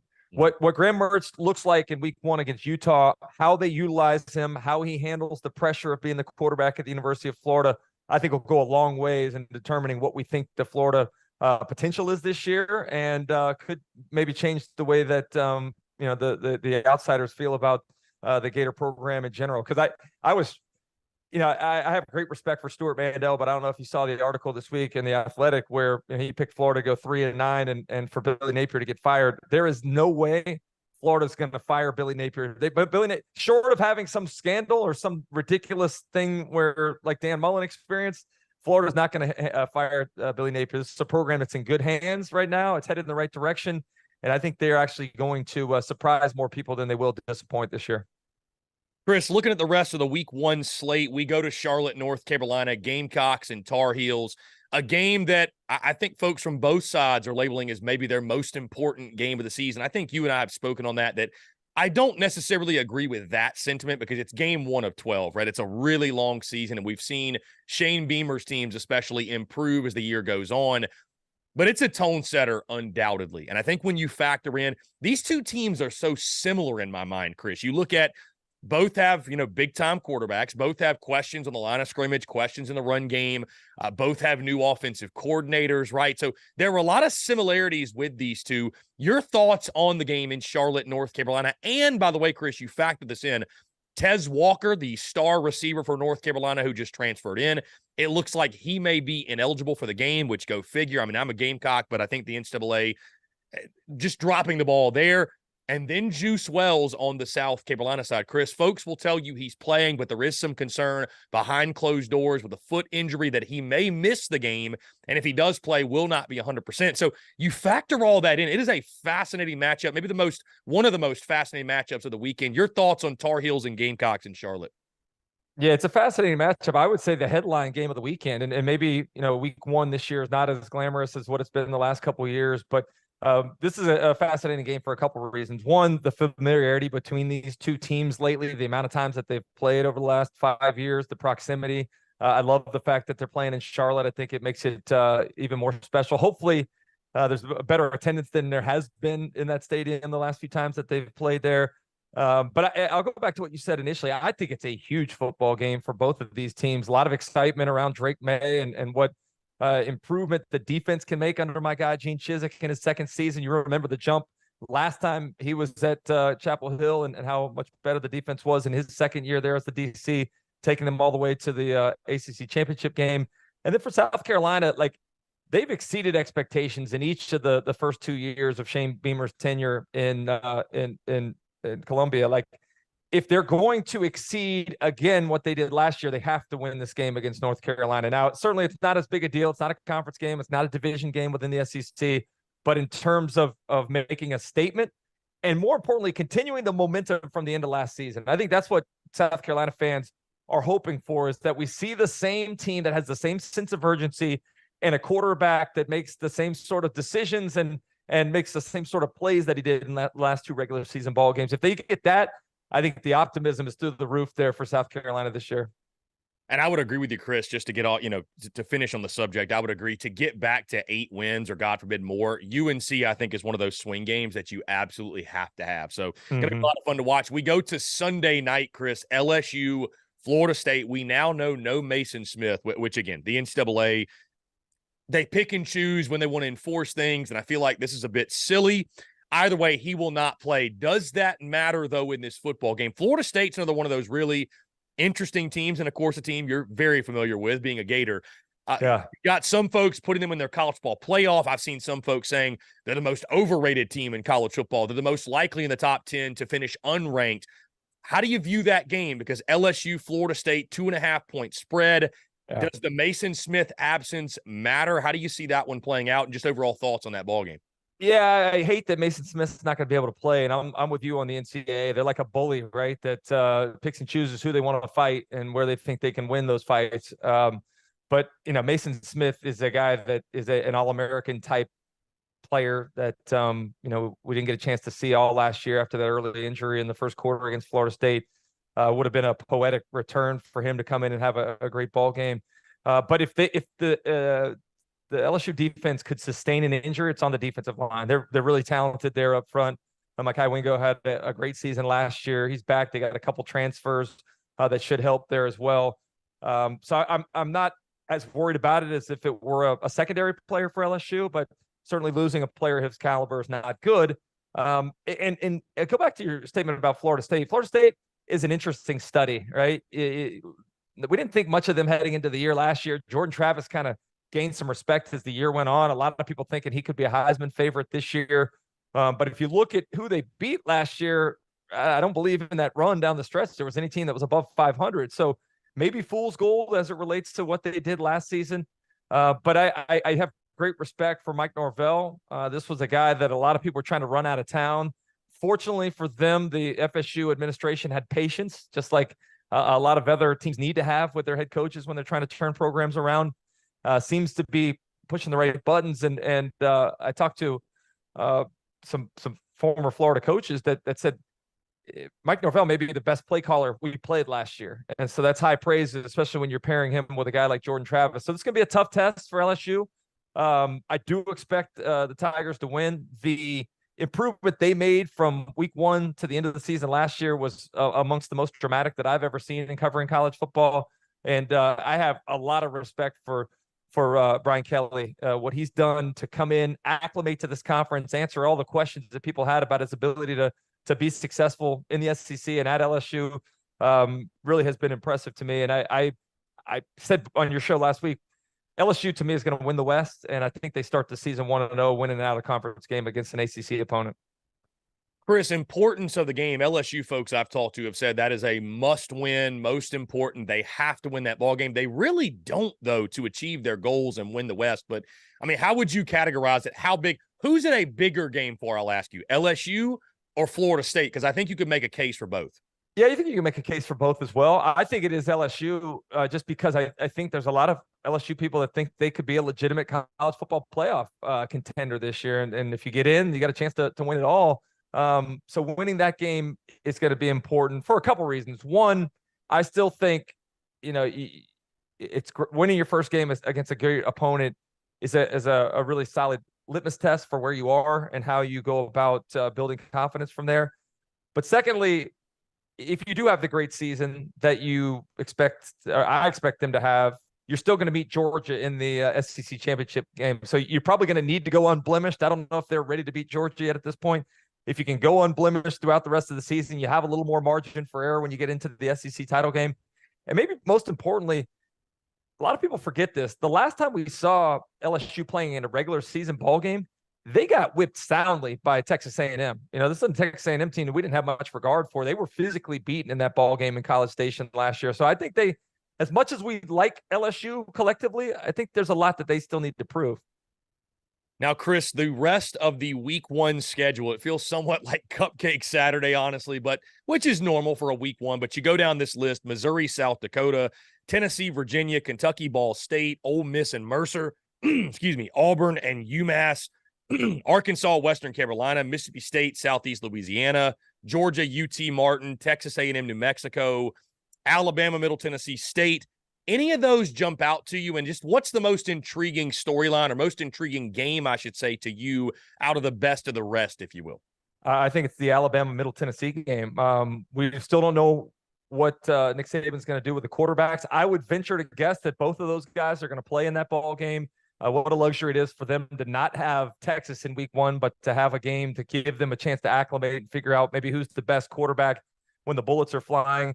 That's what I'm interested in. Ole Miss's game is another one, kind of for the same reason. The quarterback focus is something we haven't really gotten much light shed on yet. I expect Jackson Dart to be the starter, but Spencer Sanders is so talented.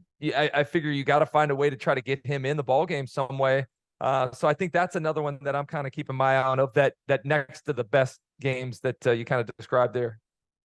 Now, Chris, the rest of week 1, is there anything outside of the SEC slate that jumps out to you? Obviously, Colorado and TCU with Deion Sanders' debut.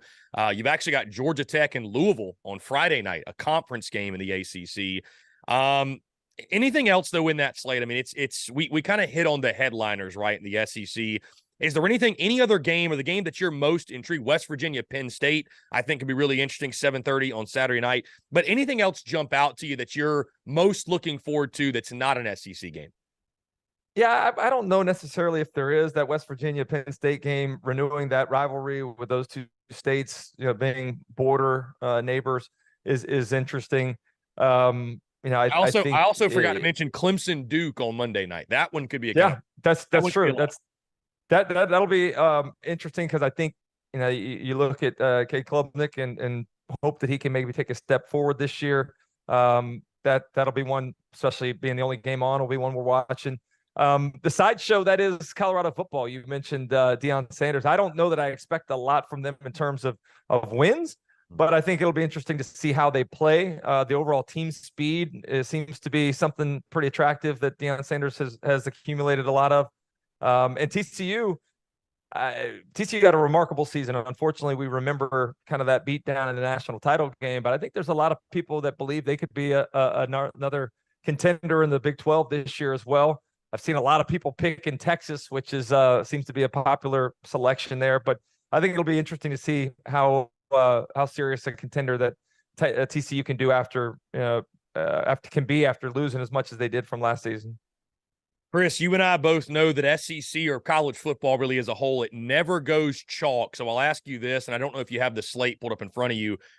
Most likely SEC team to struggle with a lesser opponent. Do you think there is a situation where this time next Monday, we're talking about an SEC team saying, man, that game was much closer than we expected, or wow, I can't believe this team lost to that team? Like, do you look at the slate and you see one trap game or kind of a pitfall? Because, again, like you and I know, there's going to be some results where we're kind of raising an eyebrow. And like you said, that first week, it's so tough to determine because, as we mentioned, with the transfer portal, recruiting, these teams are so brand new, and you learn a lot about your football team in week one. Yeah, I'd be lying if I told you I had an eye for one particular game. I mean, maybe one that I'm interested in is Tennessee. How Joe Milton handles, getting that starting job back again and playing against an ACC opponent, Virginia. But I don't know that there's one otherwise that I see being a particular trap game. Why, you got one, Chris? I don't know that I do. I just know that even Southern Cal last night, like that game was 21-14 at halftime. So, it's week one. I could see like an Auburn kind of out of the gate. They don't know what they have. I mean, UMass isn't very good, but I mean, who knows, man? I mean, maybe I do like the Tennessee-Virginia pick. I think that's going to be really intriguing, just more so for Tennessee. How does it look? I mean, Tennessee's going to win the football game. They're 4-touchdown favorites, but how does Joe Milton look? Because it's not really about beating Virginia, right? It's setting yourself up for the rest of the season. And you mentioned that Florida game. I mean, dude, if Tennessee starts out sluggish, not saying they're going to lose to Virginia, but, they lose to Florida, they start 2-1, and Joe Milton hasn't played well. I mean, you know as well as I do, man, the cries for Nico were going to start up there in Knoxville. And there's not going to be a very long leash, I think, at least from the fans' perspective for him. So how many openers, too, by the way, Chris, over the last probably 10 years for Tennessee, have we seen them play down to the level of competition? Have we seen them struggle? I think the personality of this team is different now under Josh Heupel. But I think there's something to it. If they don't play well offensively, that's why it was so important that Joe Milton played so well against Vandy last year. When he came in, they were much better than what Vanderbilt was, but you saw the explosive plays that were there with Hendon Hooker were also still there with Joe Milton. He was able to hit them. So winning the game is the first goal, but playing well offensively and showing that, hey, Joe Milton's the quarterback for a reason, and we'll talk about the Nico stuff another year down the road. But for now, this is Joe's team, and he wants to run with it. I think it's important for him personally and for the offense and the team as a whole. Chris Doering of SEC Network, he will join us each and every single Monday. Chris, appreciate you taking the time. So excited that we're talking about actual games being played. Going to be a lot of fun reacting to the action and breaking it all down each and every single Monday, my friend. I appreciate you taking the time. Yeah. Thanks for having me, Chris. Looking forward to it, man.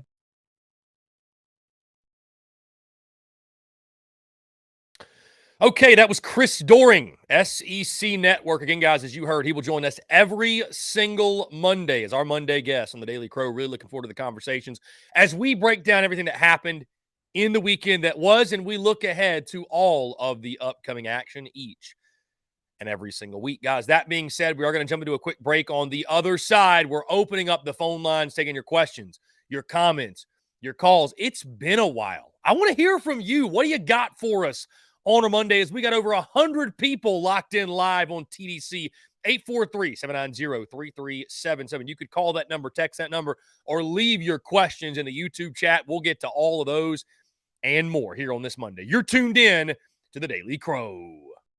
The Daily Crow is brought to you by our friends at Carolina Cigars.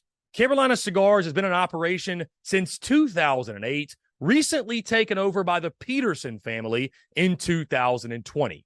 Whether you're new to the cigar scene or whether you've been enjoying cigars your entire life, Carolina Cigars has the expertise and knowledge to make your visit to their shop enjoyable. Stop by for a fine cigar and experience their classic cigar lounge where people come together, share conversations, and become friends. So if you're into cigars and you're on Hilton Head Island, you really do need to go by and see them. They offer same-day shipping nationwide, free delivery island-wide for weddings and all special occasions. They're also proud to offer premium cigars at 9 outside humidor locations around Hilton Head Island, and they have special events throughout the year as well. They want to talk to you. They want to engage. They want to share with you their cigar selection they're very proud of and their beautiful cigar lounge. When you're in the Low Country, there's only one place for cigars. That's Carolina Cigars, and there's only one place I get my cigars. That's Carolina Cigars, Hilton Head Island's premier cigar merchant. Come and share your passion. It's all here at Carolina Cigars. Give them a follow on Instagram at Carolina_cigars, or give them a call today at 843-681-8600. That's 843-681-8600. Smoke them if you got them, and tell them that Chris from the Spurs Up Show sent ya. Daily Crow is also sponsored by Rhine Law Firm, LLC, principally managed by James R. Rhine Jr., located at 1350 Ashley River Road, Suite 650, Charleston, South Carolina, 29407, serving the greater Charleston area.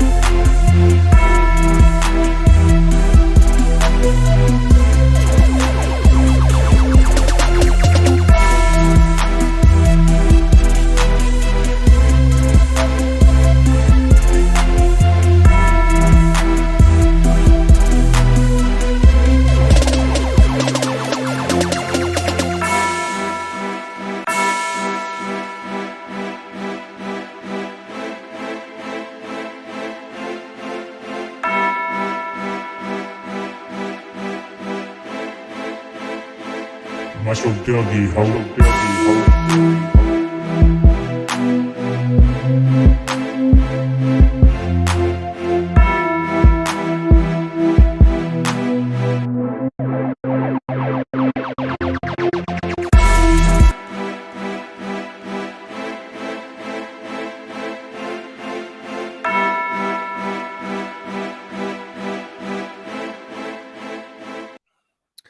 All right, guys, we're back here on this Monday, August the 28th, 2023. Let me say again, thank you to Chris Doering of SEC Network for taking the time to chat here on this Monday. As I mentioned, guys, not every single conversation we have with Chris is going to be a live conversation just because of his schedule with SEC Network, having to go from the studio to his home studio, what have you, back and forth.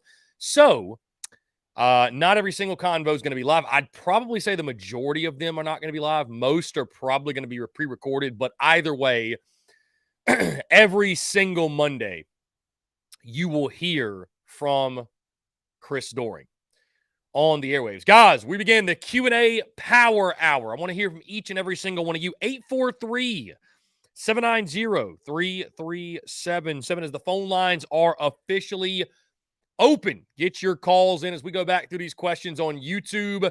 Some predictions rolling in. Hip Hop Madness 803 says, South Carolina 35, UNC 17. Can you drop your take on Marshawn Lloyd's lackluster Trojans debut? Well, I mean, he's RB2. So, you know, I don't know, man. I don't really know what to say about Marshawn Lloyd's debut.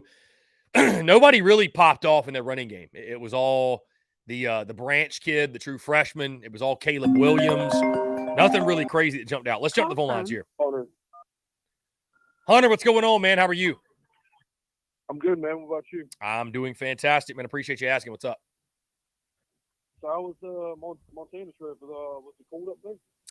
Montana was awesome. Yeah, we had some brisk mornings for sure, brisk morning and nights. And Montana's a place, man, where like right now it's getting to about 80 for the high, but it gets down to about 50 at night. So, yeah, we had some crisp morning and nights, but it was actually really nice. It was really, really nice. It was, I forget what day it was specifically, but there was a day that we were all wearing like long sleeves, and it felt very, very weird to see people in the month of August rocking hoodies, but you know, that's just the climate. So it was a blast, though, man. The Montana trip was great, and you know, really excited to be back. But it was an awesome trip. Especially going, you know, being here your whole life, and you want to go on vacation. You know, you're going up to a cold state from a humidity state, so it's definitely worth the week, I guess. Yeah, no, it was cool. It was very cool, man. I'm happy that we closed out the quote unquote off season in that way. Nice little reset, nice little, you know, just refresh, if you will, but excited to be back for sure. Yeah, for sure. One question. Do you think in the North Carolina game, do you think they're gonna, like, I guess maybe after the second half they'll probably switch quarterbacks to, like, you know, Spencer Rattlers, Doty and Stellars, they'll probably put in the mix? Of the North Carolina game, I think it's going to be a full dose of Spencer Rattler for all four quarters. I mean, I'd love for the game to be so much of a blowout that South Carolina is able to put somebody else in, but barring a blowout, it's going to be Rattler the whole way. Okay. And how do you think the run defense is going to do this year? Yes, I mean, I'll dive more into this later in the week when I lock in my predictions and stuff like that. This year, though, I think the run defense takes a small step forward. I think there's still question marks up front, honestly, and I think linebacker, you know, has to show they've improved massively, that entire front seven. I think week one, though, against UNC, man, I think that South Carolina will probably look a little bit better than they actually are on the offensive and defensive lines of scrimmage, just because I don't know that UNC has the bodies to really hurt you. I just don't. I don't know that UNC has those high quality bodies up front that you're going to face at Georgia, at Tennessee, at even like Mississippi State. So I think South Carolina should be able. I think that the question mark going in the game is around Drake May and stopping the passing attack and stopping the aerial attack. I don't worry as much about the rushing attack. It would surprise me to see South Carolina, you know, struggle against the run. We've seen it before. I mean, Georgia State opened the season last year and ran for 200 against you, but I think UNC will lean on the passing game just because, too, man, they've got questions on their offensive line. They've got questions in their running back room, very similar to South Carolina. So, you know, I think it's more focused. Go ahead. I'm wondering if North Carolina has the same players from the 2021 bowl bowl game, and I don't know if that's going to be any similar. Yeah, not many of them, man. I mean, they had a completely different quarterback, and think about how much South Carolina's team has changed. So it's. I mean, they've got some guys for sure. They've got some holdouts from that team, but it's not it's not like it's an identical team or anything. Okay. So, yeah, that's all I need. I appreciate it, man. I appreciate the call, Hunter. Always a pleasure. Sure. Yeah, man. Great stuff. Great stuff from Hunter Kelly. Always good to hear from him. Let's get back into your questions here. Let's see. So many questions. Guys, I appreciate y'all flooding the YouTube chat. More predictions coming in. Jeff Gullidge says 31-17 South Carolina. Bisbee says 42-10 Gamecocks.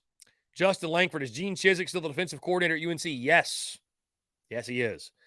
Madison, I know we just talked about it, but yes, UNC dealing with their own injuries as well, no doubt. Hunter Johnson, 31-21 Gamecocks. Mark Anderson just says 5 days. 5 days. We made it, man. It's week 1. It is freaking game week. We made it. I mean, we made it. I can't even wait for Thursday. I'm excited to watch Utah and Florida. I really am. I'm excited to watch Utah, Florida. Let's see. Justin Langford, I did see that snap from Caleb Williams. I mean, he's got incredible arm talent. There's no question. He's got incredible arm talent. Incredible arm talent. Let's see. Panic Ritter is panicking, so Monday is going well. Let's jump back to the phone lines here. Robbie Davis, Zaxby's Hall of Famer. Robbie, what's going on, my friend? How are you? I'm doing fantastic. It is officially game week. Let's go. It is game week, my friend. We have been waiting for. We finally made it for forever. Yeah, we finally made it, and man. I'm going to spit some facts. That's going to. By the way, I'm going to give you some facts. Okay. Okay. It's going to piss off some Trojan fans, and by Trojan fans, I mean Southern Cal fans. Okay, so screw them. All right, screw them. Okay. South Carolina, the state of South Carolina was founded in 1788. California did not become a state until 1850. The University of South Carolina was established in 1801. The University of Southern California did not get established until 1880. So therefore, the real USC is in South Carolina. Facts. Hey, those are big facts. Big facts, Robbie.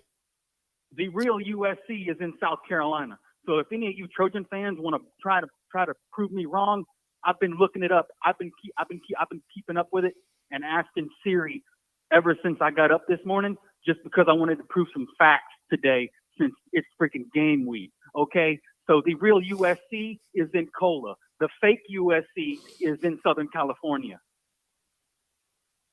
Drop the mic, Robbie. Drop the mic on him.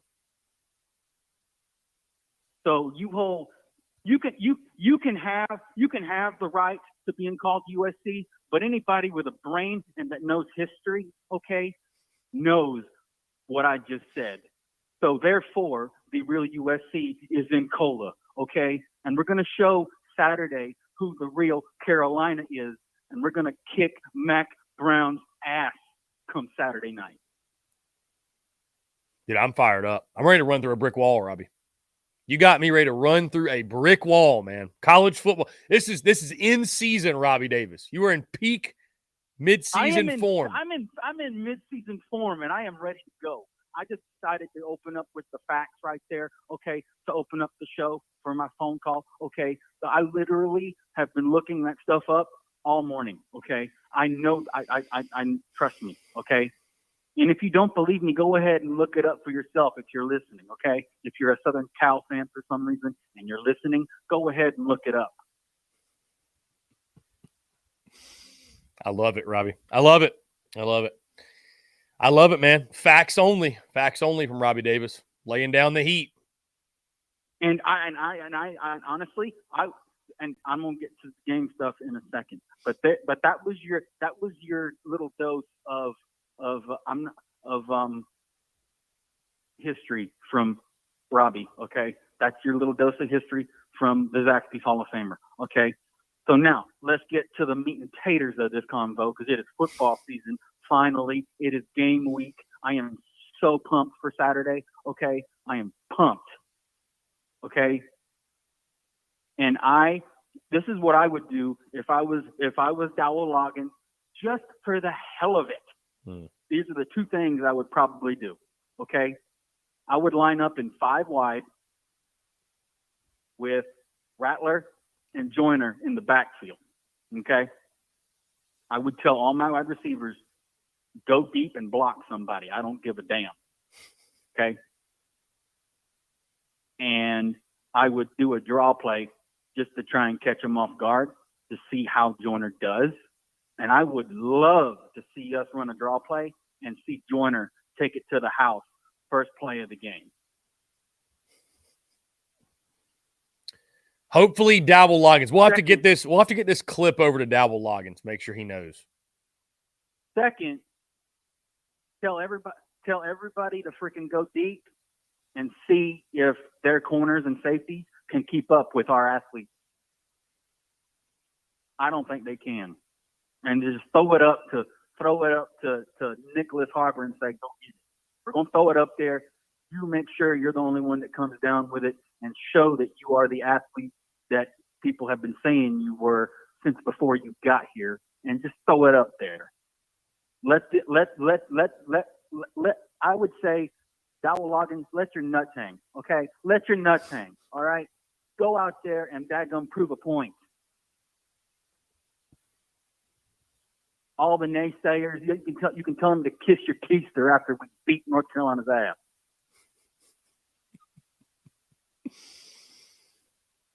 Drop your nuts. The mantra of week 1. I like that. I like that. And I'm getting sick and tired of hearing Coach Brown freaking say that they're the underdog. Bull crap.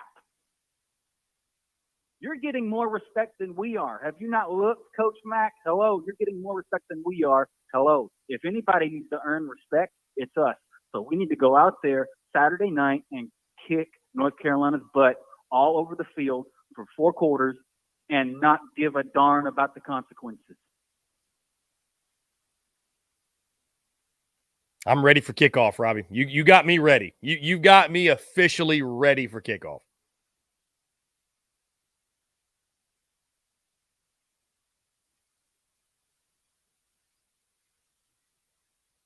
And I definitely think, like I've said before, I think if we can rattle Drake May, he'll make a mistake.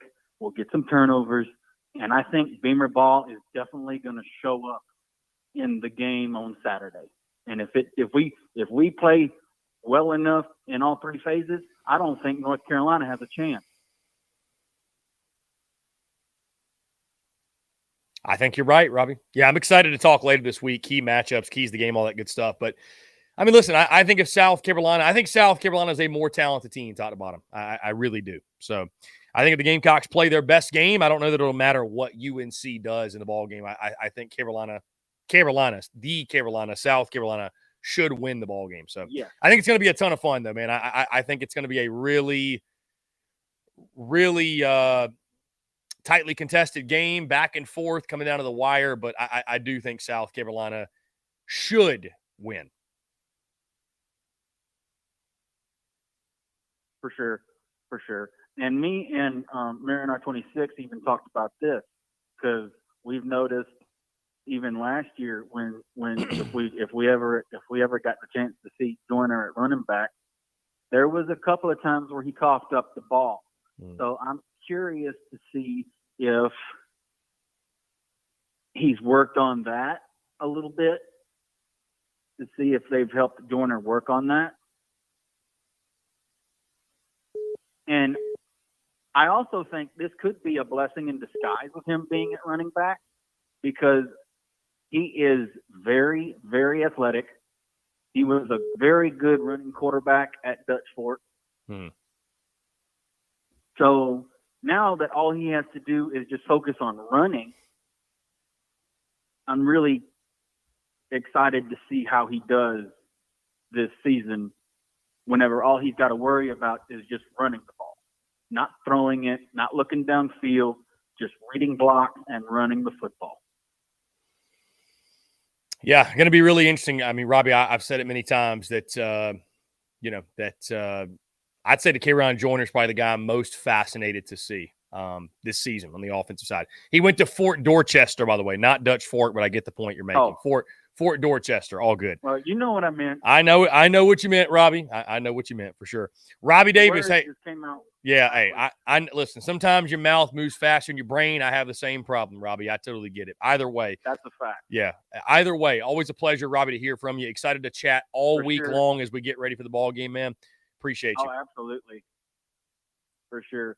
And you'll probably get my thoughts instead of getting them on Saturday night after the game, since I'll be traveling home from most of them.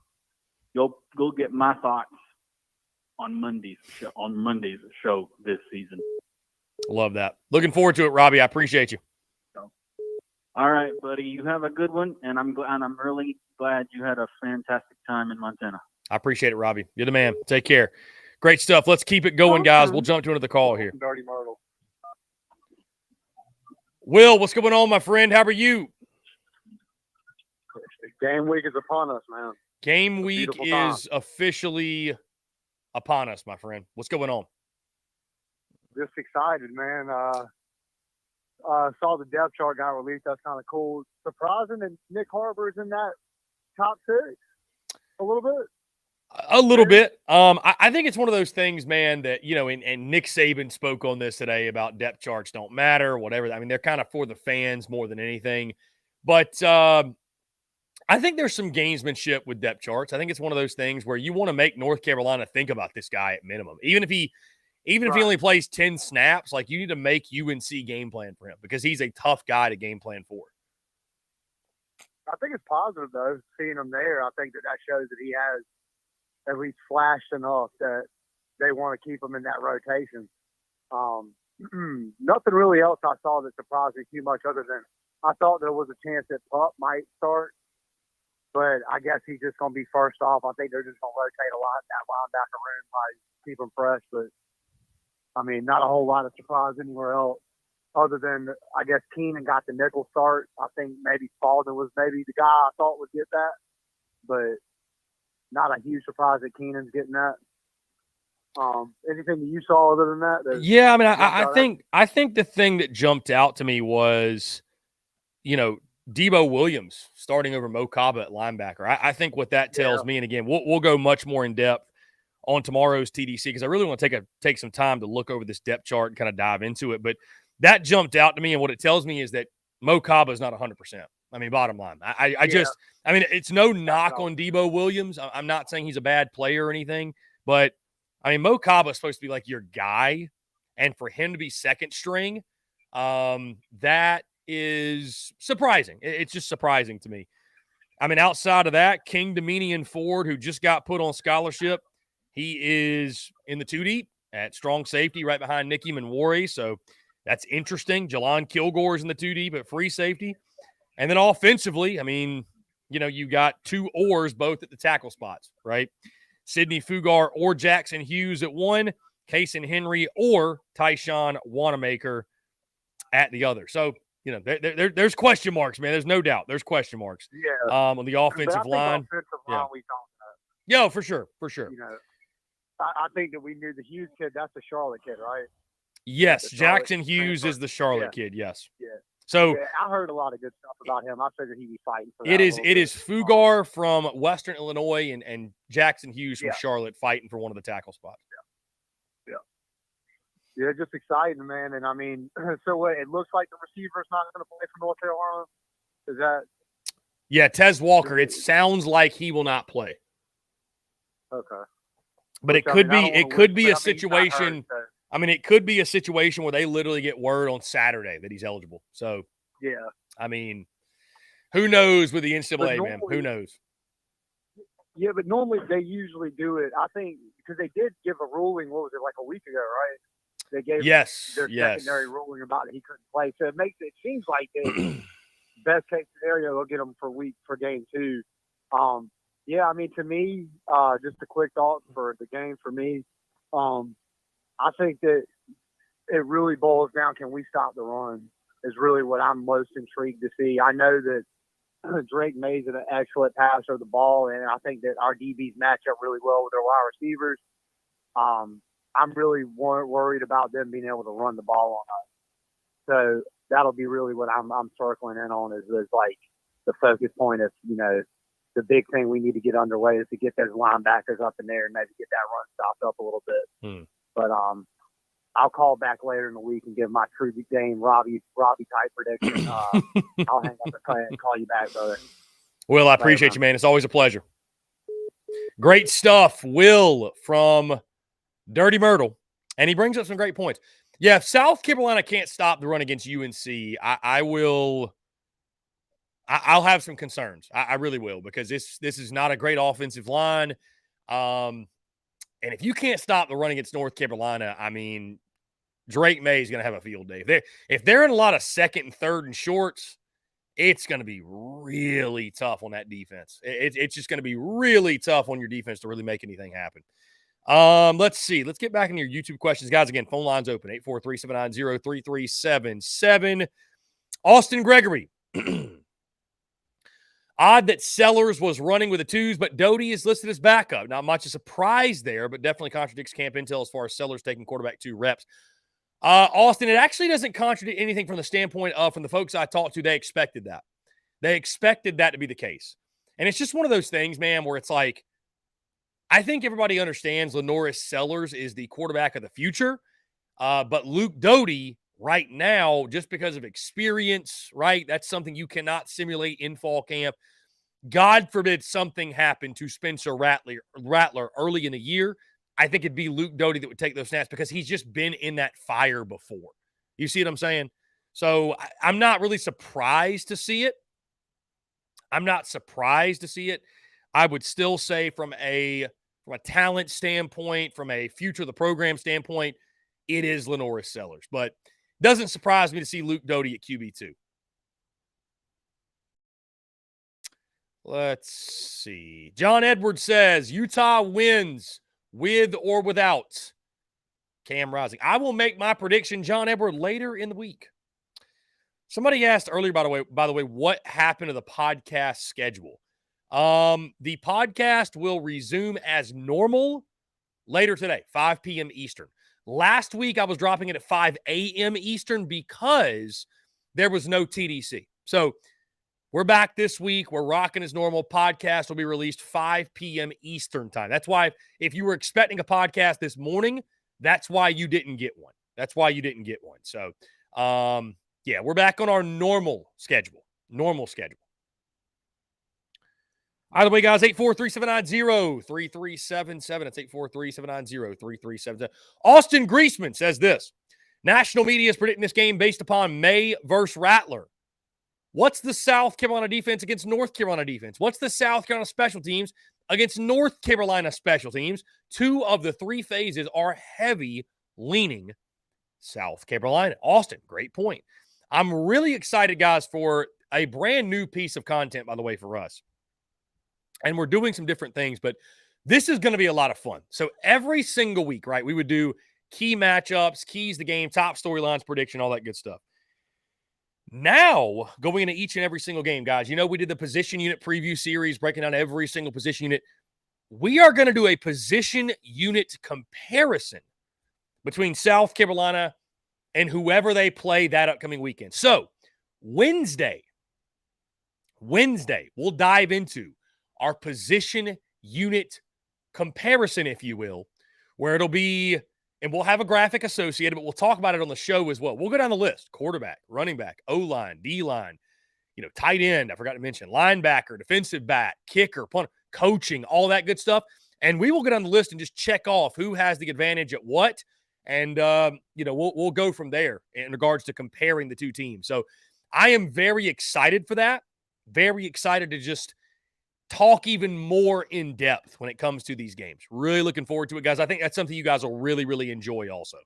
But to your point, man, I think one of the reasons you're not hearing it more is because talking offense moves the needle. And, I mean, listen, we love Beamer ball to the moon, but there's just not going to be a lot of folks that put as much stock into that as South Carolina people do. So is special teams going to play a major role? Absolutely.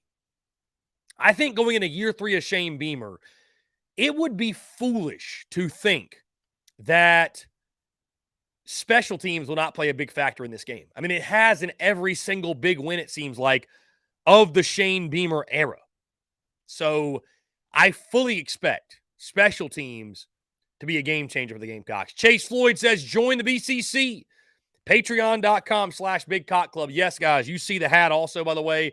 Join the Big Cock Club today. Patreon.com/Big Cock Club. Guys, we will be watching college football in the Big Cock Club Discord all season long. We were in there on Saturday night watching college football. Really good time. We hang out, we talk, we chatter, what have you. We'll continue to do that for basically every single football game this season.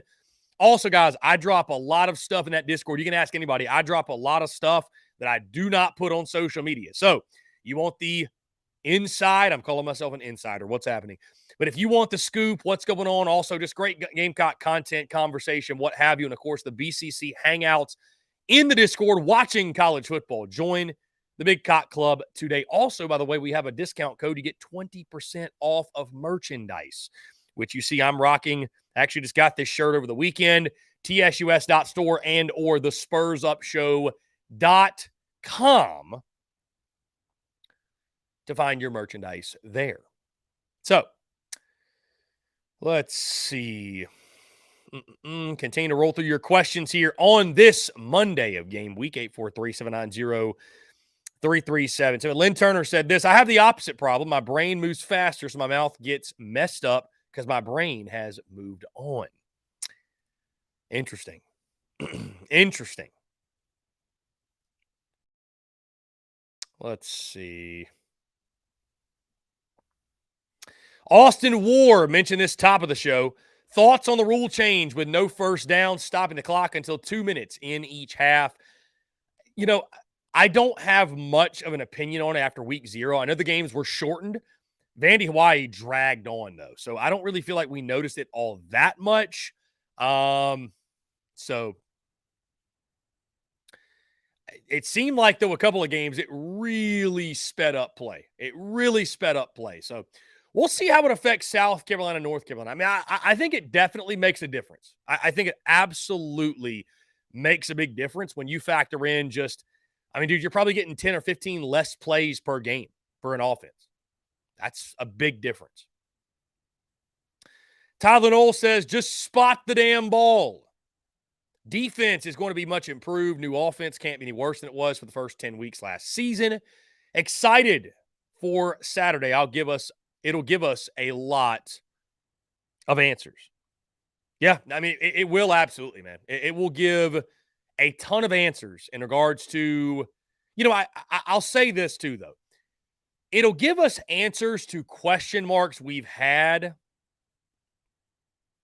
throughout the preseason. But I don't think it defines what South Carolina will be in, say, week 6 or week 7. I just think there's so much improvement that will take place, not maybe take place, but will take place from week 1 to week 2 and week 2 to week 3. So,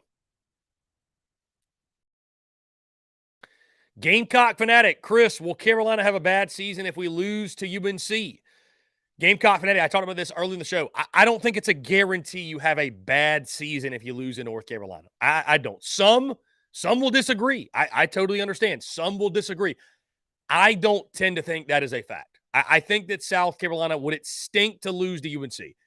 Absolutely it would. Can you still have a good year? Yes, you can. If you lose to UNC, you're probably staring 1-2 in the face. Guys, South Carolina started 1-2 last year and went 8-4 and beat Clemson. Would anybody call last year an unsuccessful season? I mean, it's doable for sure. It's doable for sure. I don't think week 1 completely defines you as a football team. It's a very important swing game. Don't get me wrong. And you sort of, put your backs against the wall if you lose it because, hey, you're probably going to have to steal one in SEC play that you're not supposed to to, let's say, hit the 8-win mark. But I don't think it's a game where if you lose, just cancel the season, it's over. You know what I mean? So, Seth, what linebacker are you most excited to see? And will South Carolina's linebackers be a top 5 bunch in the SEC this season? Seth, I do not think that South Carolina's linebackers will be a top 5 bunch. I don't think they're there quite yet. I will go Grayson Pup Howard, the linebacker that I am most excited to see this season. Let's see.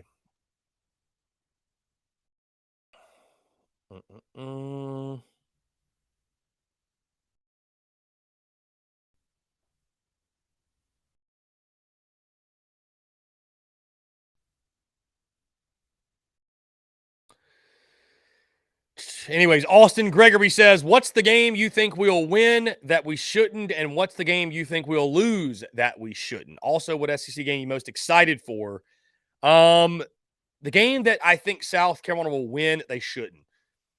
I could see it being Tennessee. Austin, we actually talked about this a couple weeks ago. I think Tennessee could be that game. What's the game you think we lose and we shouldn't? I'd probably say Florida would be that game. Florida, or dare I say Vandy. But I don't think Vandy's going to happen. I think Florida, though, is a game that could turn out to be the game that South Carolina falls flat. I mean, Mississippi State, though, I've already picked. So I guess Mississippi State for me. I guess Mississippi State. So I see John Edward talking about the active shooter thing going on at UNC, and I actually saw a headline.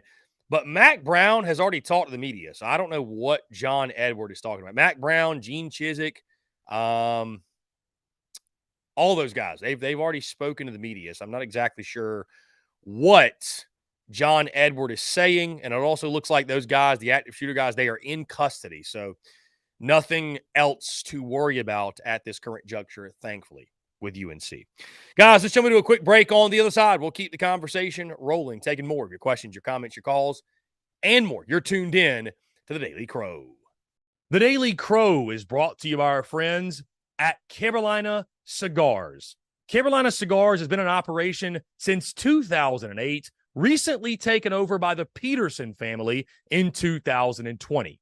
Whether you're new to the cigar scene or whether you've been enjoying cigars your entire life, Carolina Cigars has the expertise and knowledge to make your visit to their shop enjoyable. Stop by for a fine cigar and experience their classic cigar lounge, where people come together, share conversations, and become friends. So if you're into cigars and you're on Hilton Head Island, you really do need to go by and see them. They offer same-day shipping nationwide, free delivery island-wide for weddings and all special occasions. They're also proud to offer premium cigars at 9 outside humidor locations around Hilton Head Island, and they have special events throughout the year as well. They want to talk to you. They want to engage. They want to share with you their cigar selection they're very proud of and their beautiful cigar lounge. When you're in the Low Country, there's only one place for cigars. That's Carolina Cigars, and there's only one place I get my cigars. That's Carolina Cigars, Hilton Head Island's premier cigar merchant. Come and share your passion. It's all here at Carolina Cigars. Give them a follow on Instagram at Carolina_cigars, or give them a call today at 843-681-8600. That's 843-681-8600. Smoke them if you got them, and tell them that Chris from the Spurs Up Show sent you. The Daily Crow is also sponsored by Rhine Law Firm, LLC, principally managed by James R. Rhine Jr., located at 1350 Ashley River Road, Suite 650, Charleston, South Carolina, 29407, serving the greater Charleston area.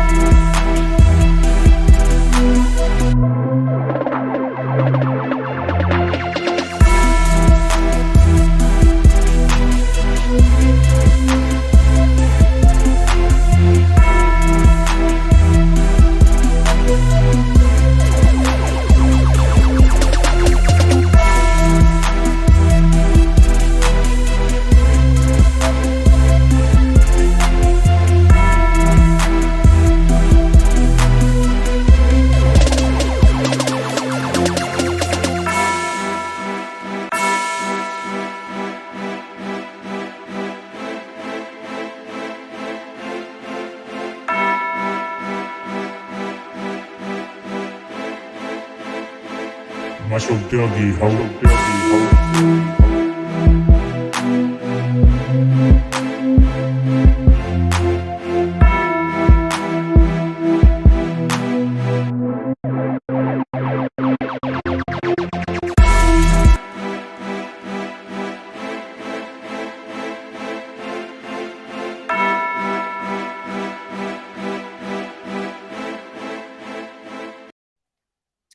All right, guys, we're back here on this Monday, August the 28th, 2023, game week, week one of the 2023 college football season.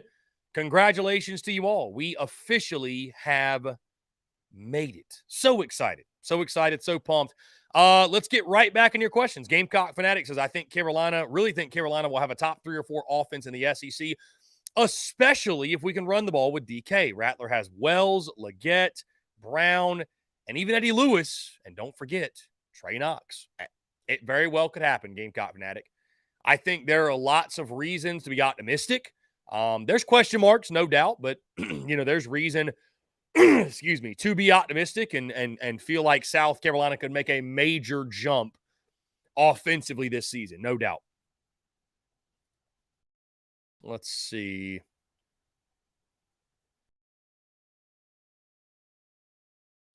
Lynn Turner says, Saturday tells me that Vandy has overhyped themselves. You think so? Left my phone on the table there. You think so, Lynn? Vandy's overhyped themselves? I mean, how much hype did Vandy get really? I picked them, I think to go 4-8, I think it was. I've got them hitting the over win total, but pretty sure I got them 4-8.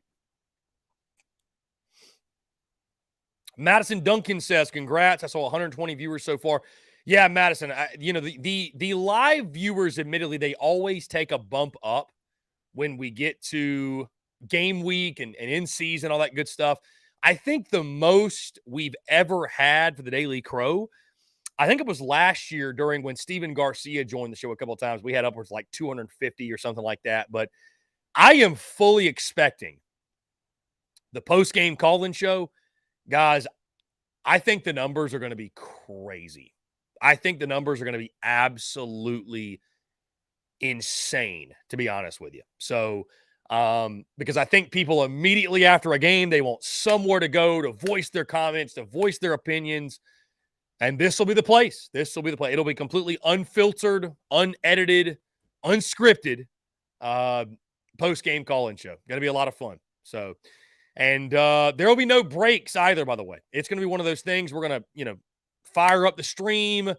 We'll probably have like a minute lead-in time, and then, I'll do a quick ad read for our friends over at A1 Air Quality Services, let you all know. Let's thank them for making it possible, and then we'll dive right into it, opening up the phone lines and taking your questions and getting into it, man. It's going to be wild. It's going to be wild for sure, which I cannot wait for. It's going to be a lot of fun.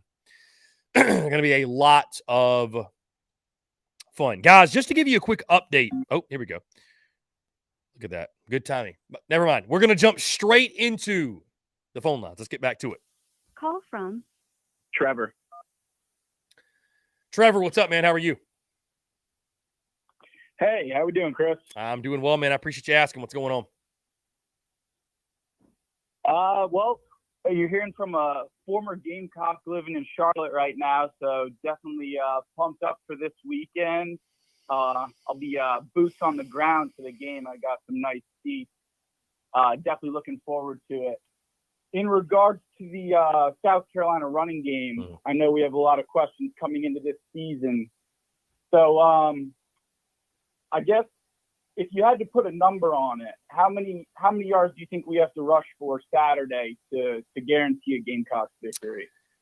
Yeah, and back to your point, by the way, Trevor, and have fun and be safe at the game on Saturday. I know Charlotte will be painted garnet and black, but I thought it was interesting. First off, depth chart, you saw DeCabrion Joyner, of course, RB1, Juju McDowell, RB2, which isn't totally shocking, but I'm curious how they use the rest of that room, if you will.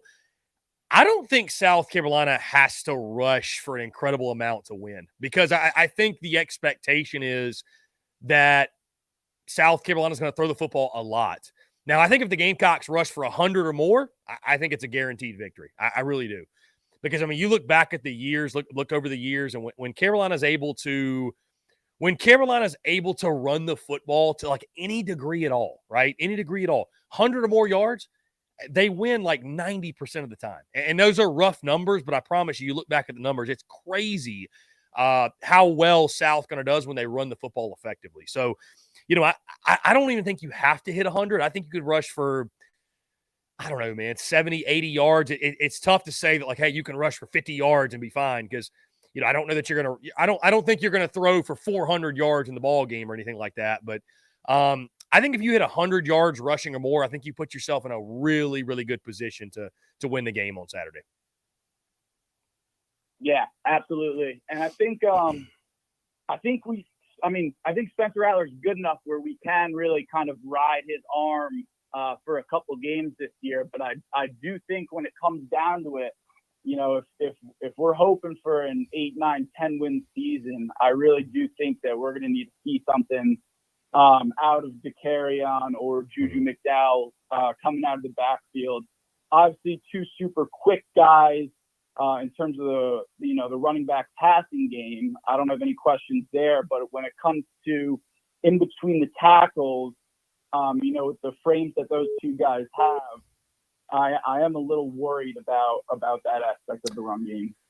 Yeah, I mean, listen, I think anytime you come into a game week and you've got a pair of or on your depth chart when it comes to the offensive tackles, that's a concern. And, I mean, I don't need to see the depth chart to know that offensive line is, it's a question mark. And I think the injury to Jalen Nichols is making a lot of guys, there's a lot of moving pieces and kind of figuring out who goes where. And, I mean, listen, you're going to have a pair of tackles starting in week one that more than likely they've never started a game at South Carolina.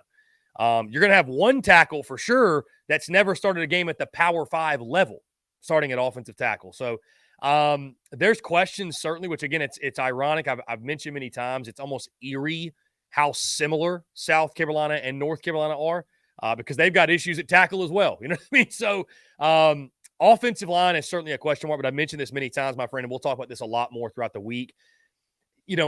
I think it could be there are defensive fronts that would give you much more of fits than the UNC defensive front. I mean, you look at them last year, man, they were abysmal. I know they've added some different pieces and they're priding themselves on physicality and being more physical at the point of attack. But I think South Carolina, I think it's a really good opponent, honestly, for the offensive line to come into the season, to get the run game going. Because like you mentioned, you're going to need the run game. If you're going to hit 8 wins again or God forbid exceed that, you're going to have to get the run game going at some point. So I think South Carolina has an opportunity to build some positive momentum. And I'm not saying rush for 200 yards or anything, but at least show some encouraging signs that, a solid run game could be there this season. Yeah, I think, one way or another, we're definitely going to get some questions answered in regard to the O-line and the running back game after Saturday. No doubt. Yeah, I'd agree with you, man. We're going to learn a lot for sure. I don't think it's going to be something you draw conclusions for the entire season, but a lot of these question marks we've had in the off season, a lot of these question marks, I think we're going to start to get some answers for sure. Yeah, absolutely. Well, good talking to you, and go Cox, man. Trevor, great stuff. Go Cox, man. I appreciate you. Great stuff from Trevor. Awesome. Here's a funny question. Carter Bingham says, could Christopher Philadelphia rush for more than 1 yard if he gets one attempt in an SEC game? Carter Bingham, what's my blocking like? Whose offensive line am I behind? If my offensive line gets a yard push, well, yeah, Carter, I'm going to get a yard. But if I have no push up front, I'm not going to give myself the benefit of the doubt. I don't have a chance. I don't have a chance, man. I don't have a chance. No, it's not quite. Here we go. Let's jump to the phone lines here. Call from Peyton. Peyton, what's going on, man? How are you? I can't complain too much, man. How you doing, bud? I'm doing fantastic, man. Really happy to be back in the saddle and just excited football is here, man. Excited football is here and happy to be chatting with you. What's up? How was Montana, man? It was a blast. It was a good time, and it was it's one of those things that the views out there, the landscape, and you can't simulate it. There's nothing that compares. I've never seen mountains like that in my lifetime. 15,000 foot above sea level type of elevation mountains, if you will. So it was just cool. It was cool to see a different part of the country and experience it. It's very nice. There's not a whole lot out there. You know what I mean? But it was cool, man. It was very, very cool. So, yeah, had a blast. That's awesome, man. Montana's one of my bucket list places. I just love to go out there and see it. A cool part about it is the Beamer Ball flag was planted in Montana, taking over the nation, taking over the world. But, dude, we've made it. We're here, man. We are here, and we're taking over Charlotte. I can feel it coming. I can really visualize Rattler going in there and throwing something crazy like 3 to 5 touchdowns. Defense playing lights out. Drake May on his ass. I've been having wonderful dreams the past couple of nights, friend. I love it, man. Hey, I hope you're right. I would love to see nothing more in South Carolina throw up a 40 bomb or something in week 1 and get a double digit margin victory, if you will. And I think it's possible. I think it's certainly possible, man. UNC's got real issues on defense. And if Spencer Rattler, picks up where he left off, I talked about this in the first hour that it's a bigger game for UNC. But I will say, I don't know. You could argue South Carolina has more to gain from winning because of, the feeling that if you go out there, especially offensively, and you click, it's going to be a feeling of, okay, this is the same team from Tennessee and Clemson in the end of the season. They've just picked up right where they've left off. And, this is who they are versus those first 10 games last year. You know what I mean? So I think all of a sudden, man, if Carolina goes out there and puts up an impressive offensive performance, I really do believe that, you build big-time momentum in the Furman game, which you'll win, and then you got that big showdown against Georgia, and who knows? You know what I mean? Who knows? So lot to gain from, this game on Saturday for sure. So Beamer's done a lot.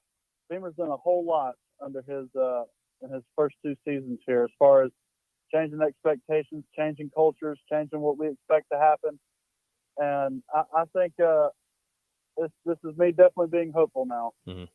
I think this is the year to prove that we don't start slow every year. I think if we can come out and go into Georgia, if we can go into Georgia 2-0, I think that winning the first couple of games to open the season, I think if we could end that expectation next, I feel like that could be that could prove fruitful for us as well. Starting fast and not necessarily waiting until week 5 or week 4 to catch a stride and get a solid win. If we could start winning solid ball games earlier on, I think that'll be yet another expectation change that Beamer can manifest. Well, and it's one of those deals, Peyton, you can't afford to start slow. We've talked about that a lot over the offseason, is that with the way this schedule sets up, and I understand that the schedule softens up in the back half, but I mean, you can't put yourself behind the 8 ball, you know what I mean, going into some games later in the season at Mizzou, at A&M, Clemson, is another one. Kentucky's going to be a tricky game. So you don't have to start out 5-1. You don't even have to start out 4-2. You'd like to, but you just can't start worse than 3-3. You know what I mean? Just nobody's going to give you any shame for losing to Georgia. Nobody's going to give you any shame for losing to Tennessee on the road. But, and two, like, how does it look, Peyton? That's the biggest thing. Because South Carolina last year, if you recall, they opened up with Georgia State, then had Arkansas and Georgia weeks 2 and 3. And it's like, okay, in Fayetteville and then the Georgia Bulldogs, who were then the defending national champions, nobody's going to fault you for losing those games. And then you had Charlotte and SC State following. And so you sat at 3-2, but the problem was how it was happening. Like, it was ugly. Like, we saw how ugly it was. It was abysmal at times, right? Like, it was just really hard to watch. And so, I mean, I think a lot of it's how South Carolina plays also. You know what I mean? It's how you play. How do you beat North Carolina if and when you do? how do you beat a Mississippi State? Like, how does it look against Georgia? How does it look against Tennessee? So, starting fast in that regard. It doesn't mean starting 6-0. It doesn't mean starting 5-1, although you'd love that. Just coming out the gate playing good football and at least looking like you have a clue, because that's something South Carolina has struggled with over the first 2 years of Beamer. That's a fact. I think execution is so important early on because, like you mentioned, we kind of look like we're shaking off the off-season rut in early games under Shane Beamer. But if we can come in looking like a well-coached team, a team that doesn't make mistakes on offense, doesn't make coverage mistakes on defense, and just tidies everything up. If we could not make it look like we're walking through the mud so much like we did the first half of last season. I mean, it looked like we could just never take it out of first gear. And if we could execute properly week 1 or week 2 and 3, if we could start executing early on, that's going to be a big factor as well. Mm-hmm. Executing the game plan properly, not making blocking mistakes, not making stupid penalty mistakes, and just not shooting yourself in the foot and not making it look like we're walking through the mud. Mm-hmm. Try to make it look like we're playing football on a turf or a nice cut field where you got cleats, you can do everything. Don't make it look like you're slipping and sliding on everywhere. You know what I mean? Yeah, I mean it's Peyton. Let's call it for what it is. It's biggest for the offense. I mean, right? That's what folks want to see. You know what I mean? It's if you go out there and you give up 30 points to North Carolina and Drake May, I mean, will it be disappointing? Sure, but I don't think anybody's going to, go crazy, especially if you win, right? Like if Carolina wins a 38-35 shootout, there will be chatter. We'll talk about the defense, but it's really about the offense, right? I mean, that's what it is. Like, even if you win and the final score 17-13, what's it gonna feel like? Like, I think we'll be very happy in the short term, like the 24 hours following the win. Right. But there will be this uneasiness, right? Of what in the world is going on offensively? So, I think when we talk about starting fast and playing well at the gate, we're talking about the offense. That's what we're talking about. It's an offensive game. It comes down to scoring points. It comes down to offense. Teams are winning games 45-28, 48-38, whatever. I mean, look at Southern Cal over the weekend. They won 56-28. They didn't play great defense, but they scored 50 points. You know what I mean? So that's what it comes down to, man. The offense starting fast. And what does Dowell Loggins look like? And again, we'll break this more down as we get closer to kickoff. But I mean, that's what people want to see more than anything. Because guess what? South Carolina's resurgence last year, or even their first 10 games, were there games the defense didn't play well? I mean, absolutely. Florida, they did not play well.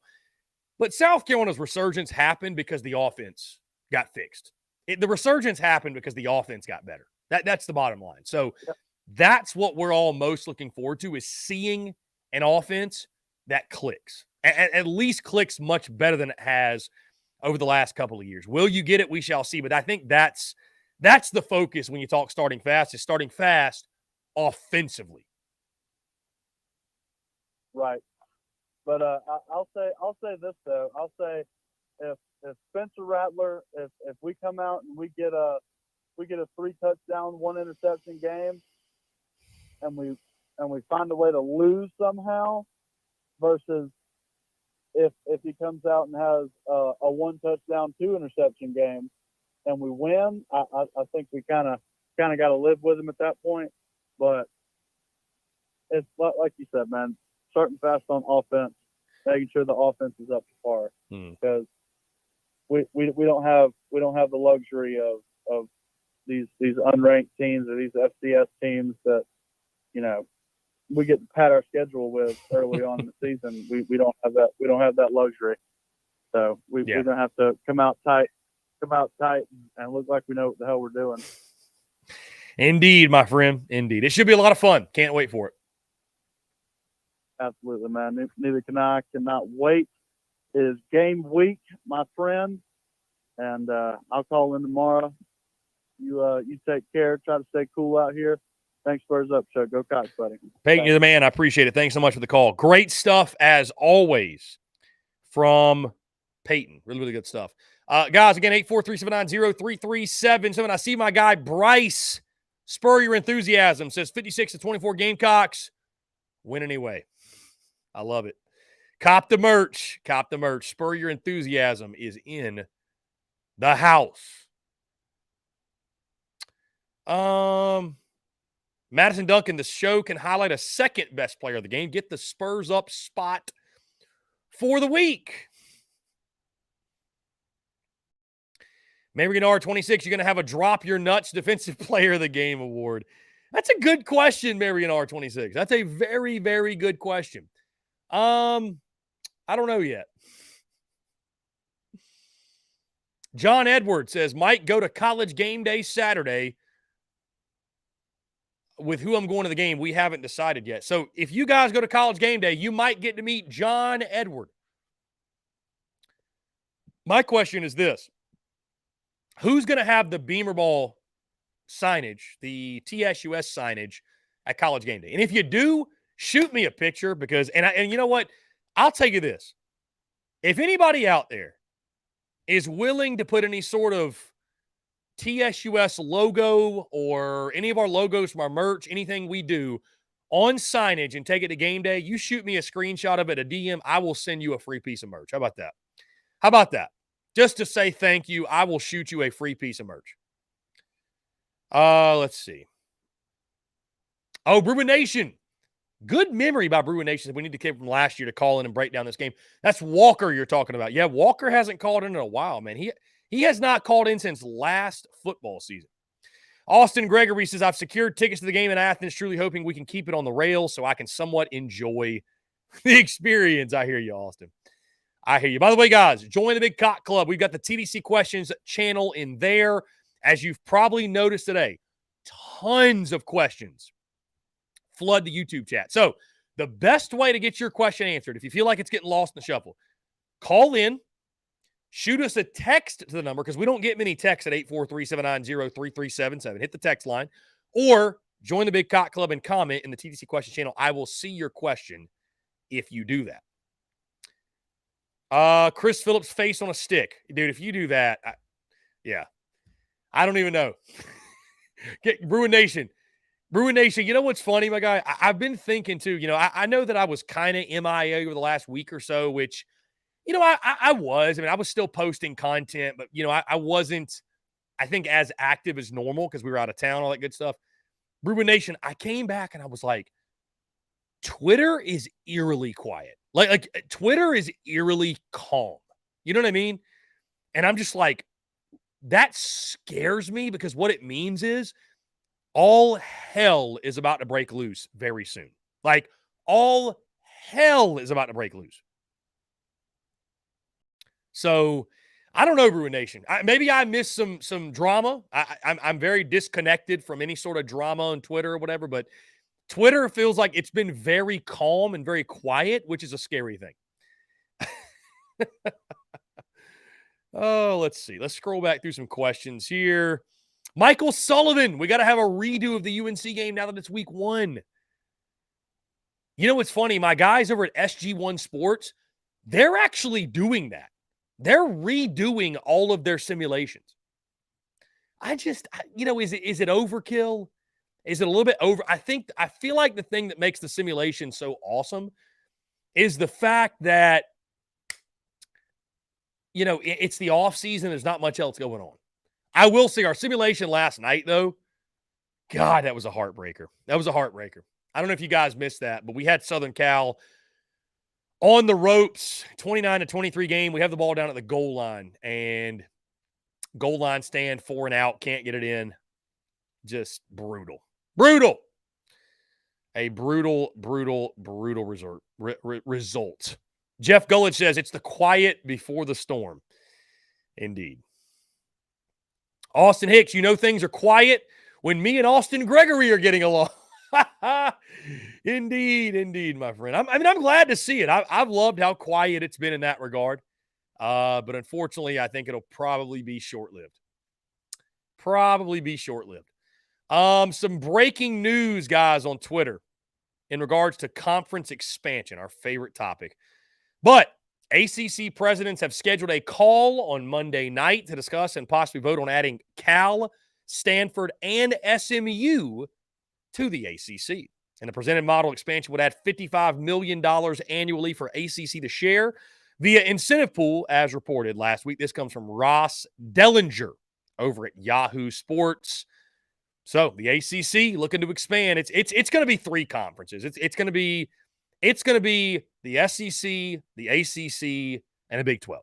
Or excuse me, Big 10. So it might be 4 conferences because I think the Big 12, they've made additions as well. I don't think they want to go anywhere. So the Pac-12, though, is done. Pac-12 is cooked. The Pac-12 is absolutely cooked. Guys, we're going to jump into another quick break, our final break of the day. And on the other side, I want to continue to hear from you more of your questions, comments, calls, more. You're tuned in to The Daily Crow. The Daily Crow is brought to you by our friends at Carolina Cigars. Carolina Cigars has been in operation since 2008, recently taken over by the Peterson family in 2020. Whether you're new to the cigar scene or whether you've been enjoying cigars your entire life, Carolina Cigars has the expertise and knowledge to make your visit to their shop enjoyable. Stop by for a fine cigar and experience their classic cigar lounge where people come together, share conversations, and become friends. So if you're into cigars and you're on Hilton Head Island, you really do need to go by and see them. They offer same-day shipping nationwide, free delivery island-wide for weddings and all special occasions. They're also proud to offer premium cigars at 9 outside humidor locations around Hilton Head Island, and they have special events throughout the year as well. They want to talk to you. They want to engage. They want to share with you their cigar selection they're very proud of and their beautiful cigar lounge. When you're in the Low Country, there's only one place for cigars. That's Carolina Cigars, and there's only one place I get my cigars. That's Carolina Cigars, Hilton Head Island's premier cigar merchant. Come and share your passion. It's all here at Carolina Cigars. Give them a follow on Instagram at Carolina_cigars or give them a call today at 843-681-8600. That's 843-681-8600. Smoke them if you got them and tell them that Chris from the Spurs Up Show sent ya. The Daily Crow is also sponsored by Rhine Law Firm, LLC, principally managed by James R. Rhine Jr., located at 1350 Ashley River Road, Suite 650, Charleston, South Carolina, 29407, serving the greater Charleston area.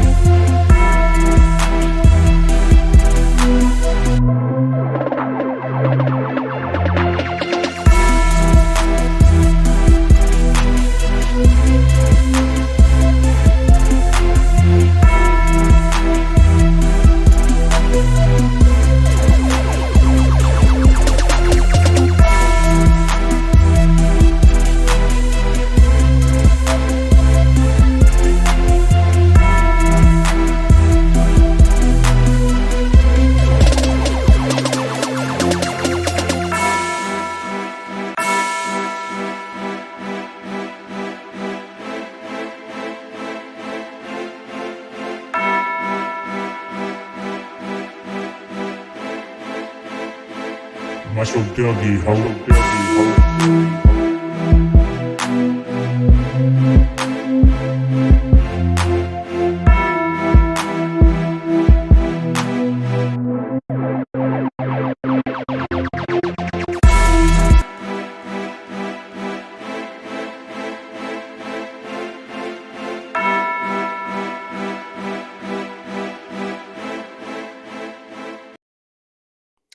All right, guys, we're back. Final 10 minutes or so in the Daily Crow, taking the questions, comments, calls as well. 843-790-3377.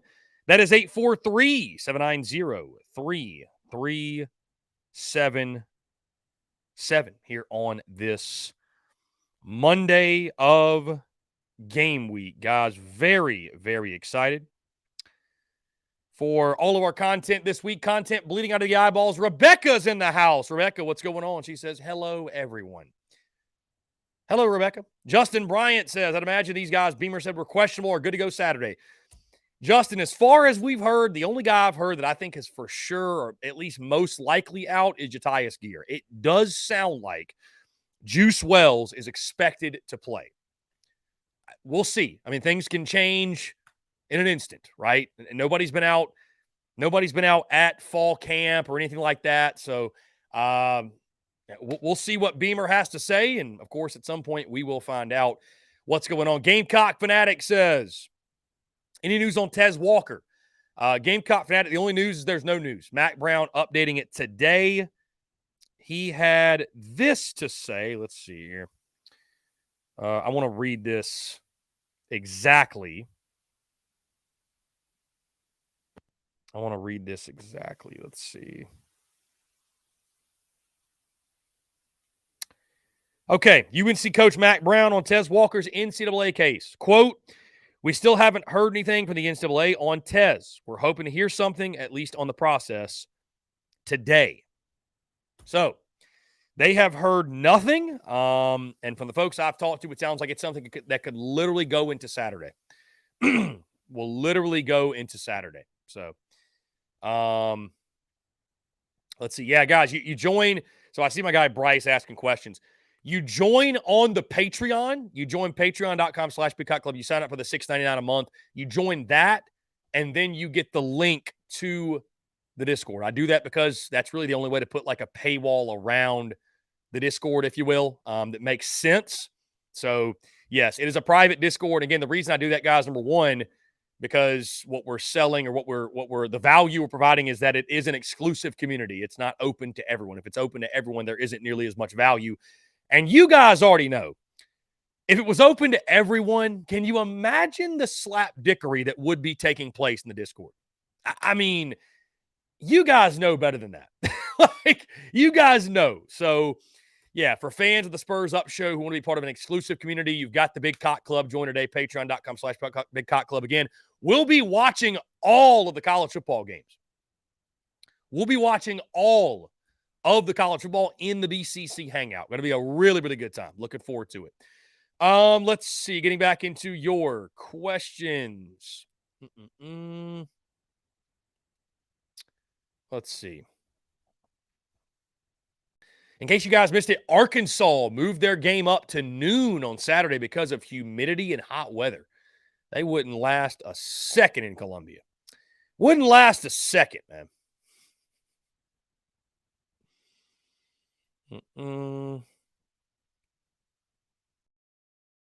Trying to get back through. Austin Gregory says, after a hard fall season in the simulation series, it's safe to say that Coach Philly has secured an extension through 2026. Rumor has it there's a board of trustees meeting in the Big Cock Club today. It's I love it. Yeah. I mean, 8-5. The bowl game was tough. But we had a good season. Beat Clemson too to end it. We had actually a very similar season to last year's South Carolina normal season, actually. So kind of interesting. Bruin Nation. Wait till we only put up 20 points and 250 yards of offense on Saturday. Hell will rain. Hell will rain on Twitter. Bruin Nation, you are right, my friend. You are absolutely right. Hopefully the hell is raining because we are talking smack to North Carolina people. We are talking smack. Yeah.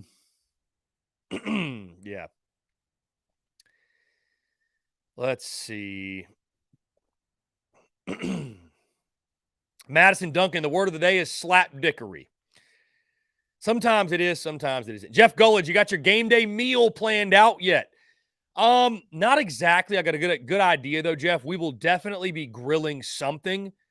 Burgers and hot dogs sounds like the mood, to be honest with you. We'll be grilling something. I got my guy coming over at around 3 o'clock or so. We're going to catch all the 3:30 action, all the afternoon action, and then of course 7:30 South Carolina and North Carolina. But it'll be your typical, Jeff, I think, game day food. I might even go to Costco. They've got like seasoned wings. I might go to Costco and get some wings. I don't know. We'll do something. We'll do something. Chase Floyd says we watch all the games in their hangout. Chris comes and goes. Chase, I will not be doing that as much anymore. We had just gotten home from vacation, had to unpack, had to take care of some things. So that's why I was hopping in and out of the Discord on Saturday night. But starting Thursday, we're in that mug. We're in that mug. We are in the Discord, hanging out, watching games, all that good stuff. Daddy O says game day and a 7:44 kickoff makes for a long-ass day. Yeah, apparently, guys, kickoff it's on the schedule is 7:30. But because of the game day festivities, TV, what have you, apparently toe isn't supposed to meet leather until 7:44. So that means that the post-game call-in show, we're probably looking at it like 11:30 at night. We'll probably go until midnight on Saturday night, which will be a ton of fun. It'll be a ton of fun. Madison Duncan says, Chris, what's the other must-see game Saturday for you? Let's look at the schedule. We'll actually do this. We will do this. Let's see if I can find the schedule.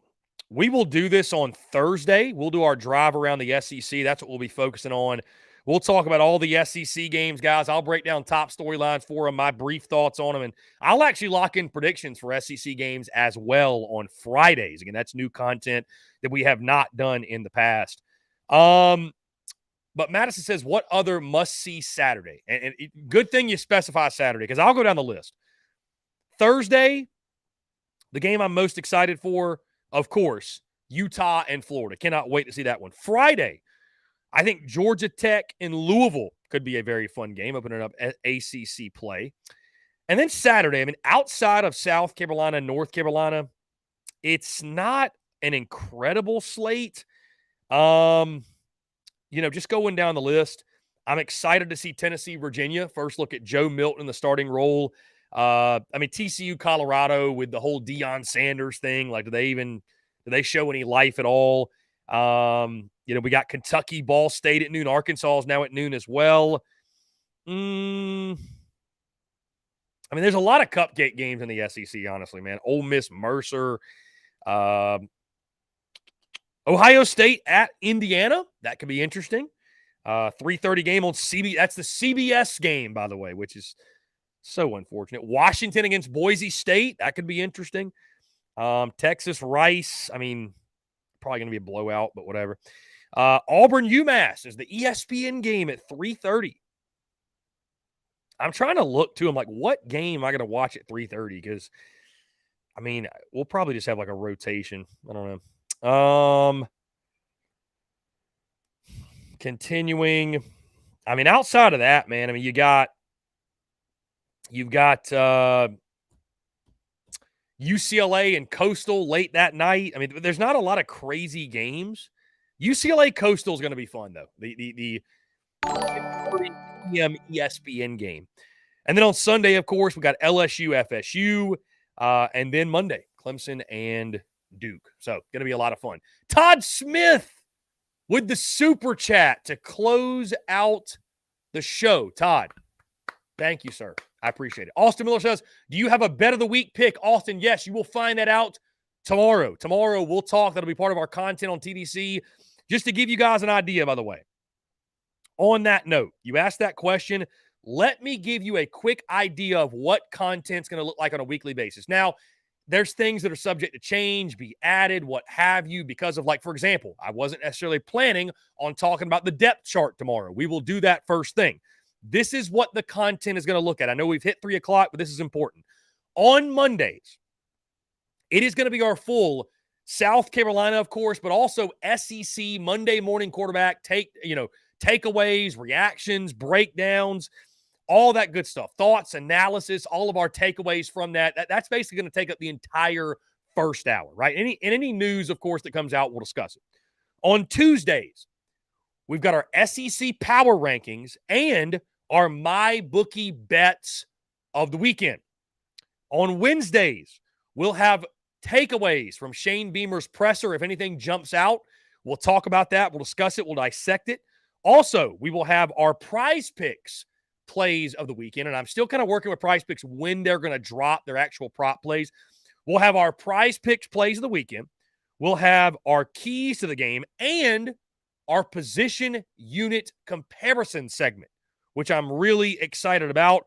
On Thursdays, we will have our driver on the SEC. We'll talk about all the SEC games, of course, right? Everybody who's playing, give my brief thoughts on it, thoughts on those games. We'll also talk, of course, top storyline for Gamecocks football for the upcoming game.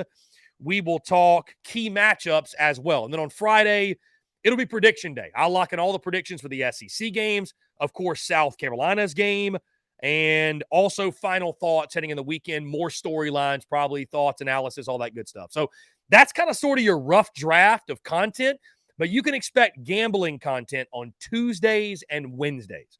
Somebody also asked earlier, let me address this really quickly. On Tuesdays, I know last year we aired Shane Beamer's press conference on the live show. We will not be doing that this year. We are not going to do that this year because we have so much to get into. We have so much to do. We have so much to dissect, discuss, whatever. I won't hold it against you guys. If you want to go watch Shane Beamer live, I have no problems with that. But guys, we've got things to do. We've just got things to do. We've got things to take care of. And so, I mean, literally, I think Shane Beamer, I'm pretty sure he speaks to the media at 1:30 p.m. Eastern.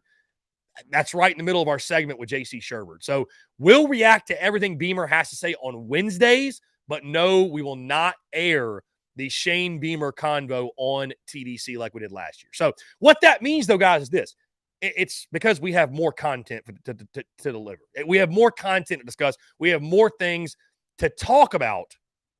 And for that, I am really, really excited. Guys, again, we've hit past 3 o'clock. Appreciate you all tuning in. It is game week. South Carolina, North Carolina, really excited. All the content bleeding out of the eyeballs all week long. Guys, be sure to hit that subscribe button on YouTube. Hit that bell icon so you get notifications when we drop new video content when we go live. Also, of course, the podcast. Make sure you subscribe at the Spurs Up Show, iTunes, Spotify, Google Podcasts, wherever you get your podcast. It drops daily at 5 p.m. Eastern. Guys, appreciate you all tuning in. Thank you all so much. Have a great rest of your Monday, and we will talk to you all tomorrow.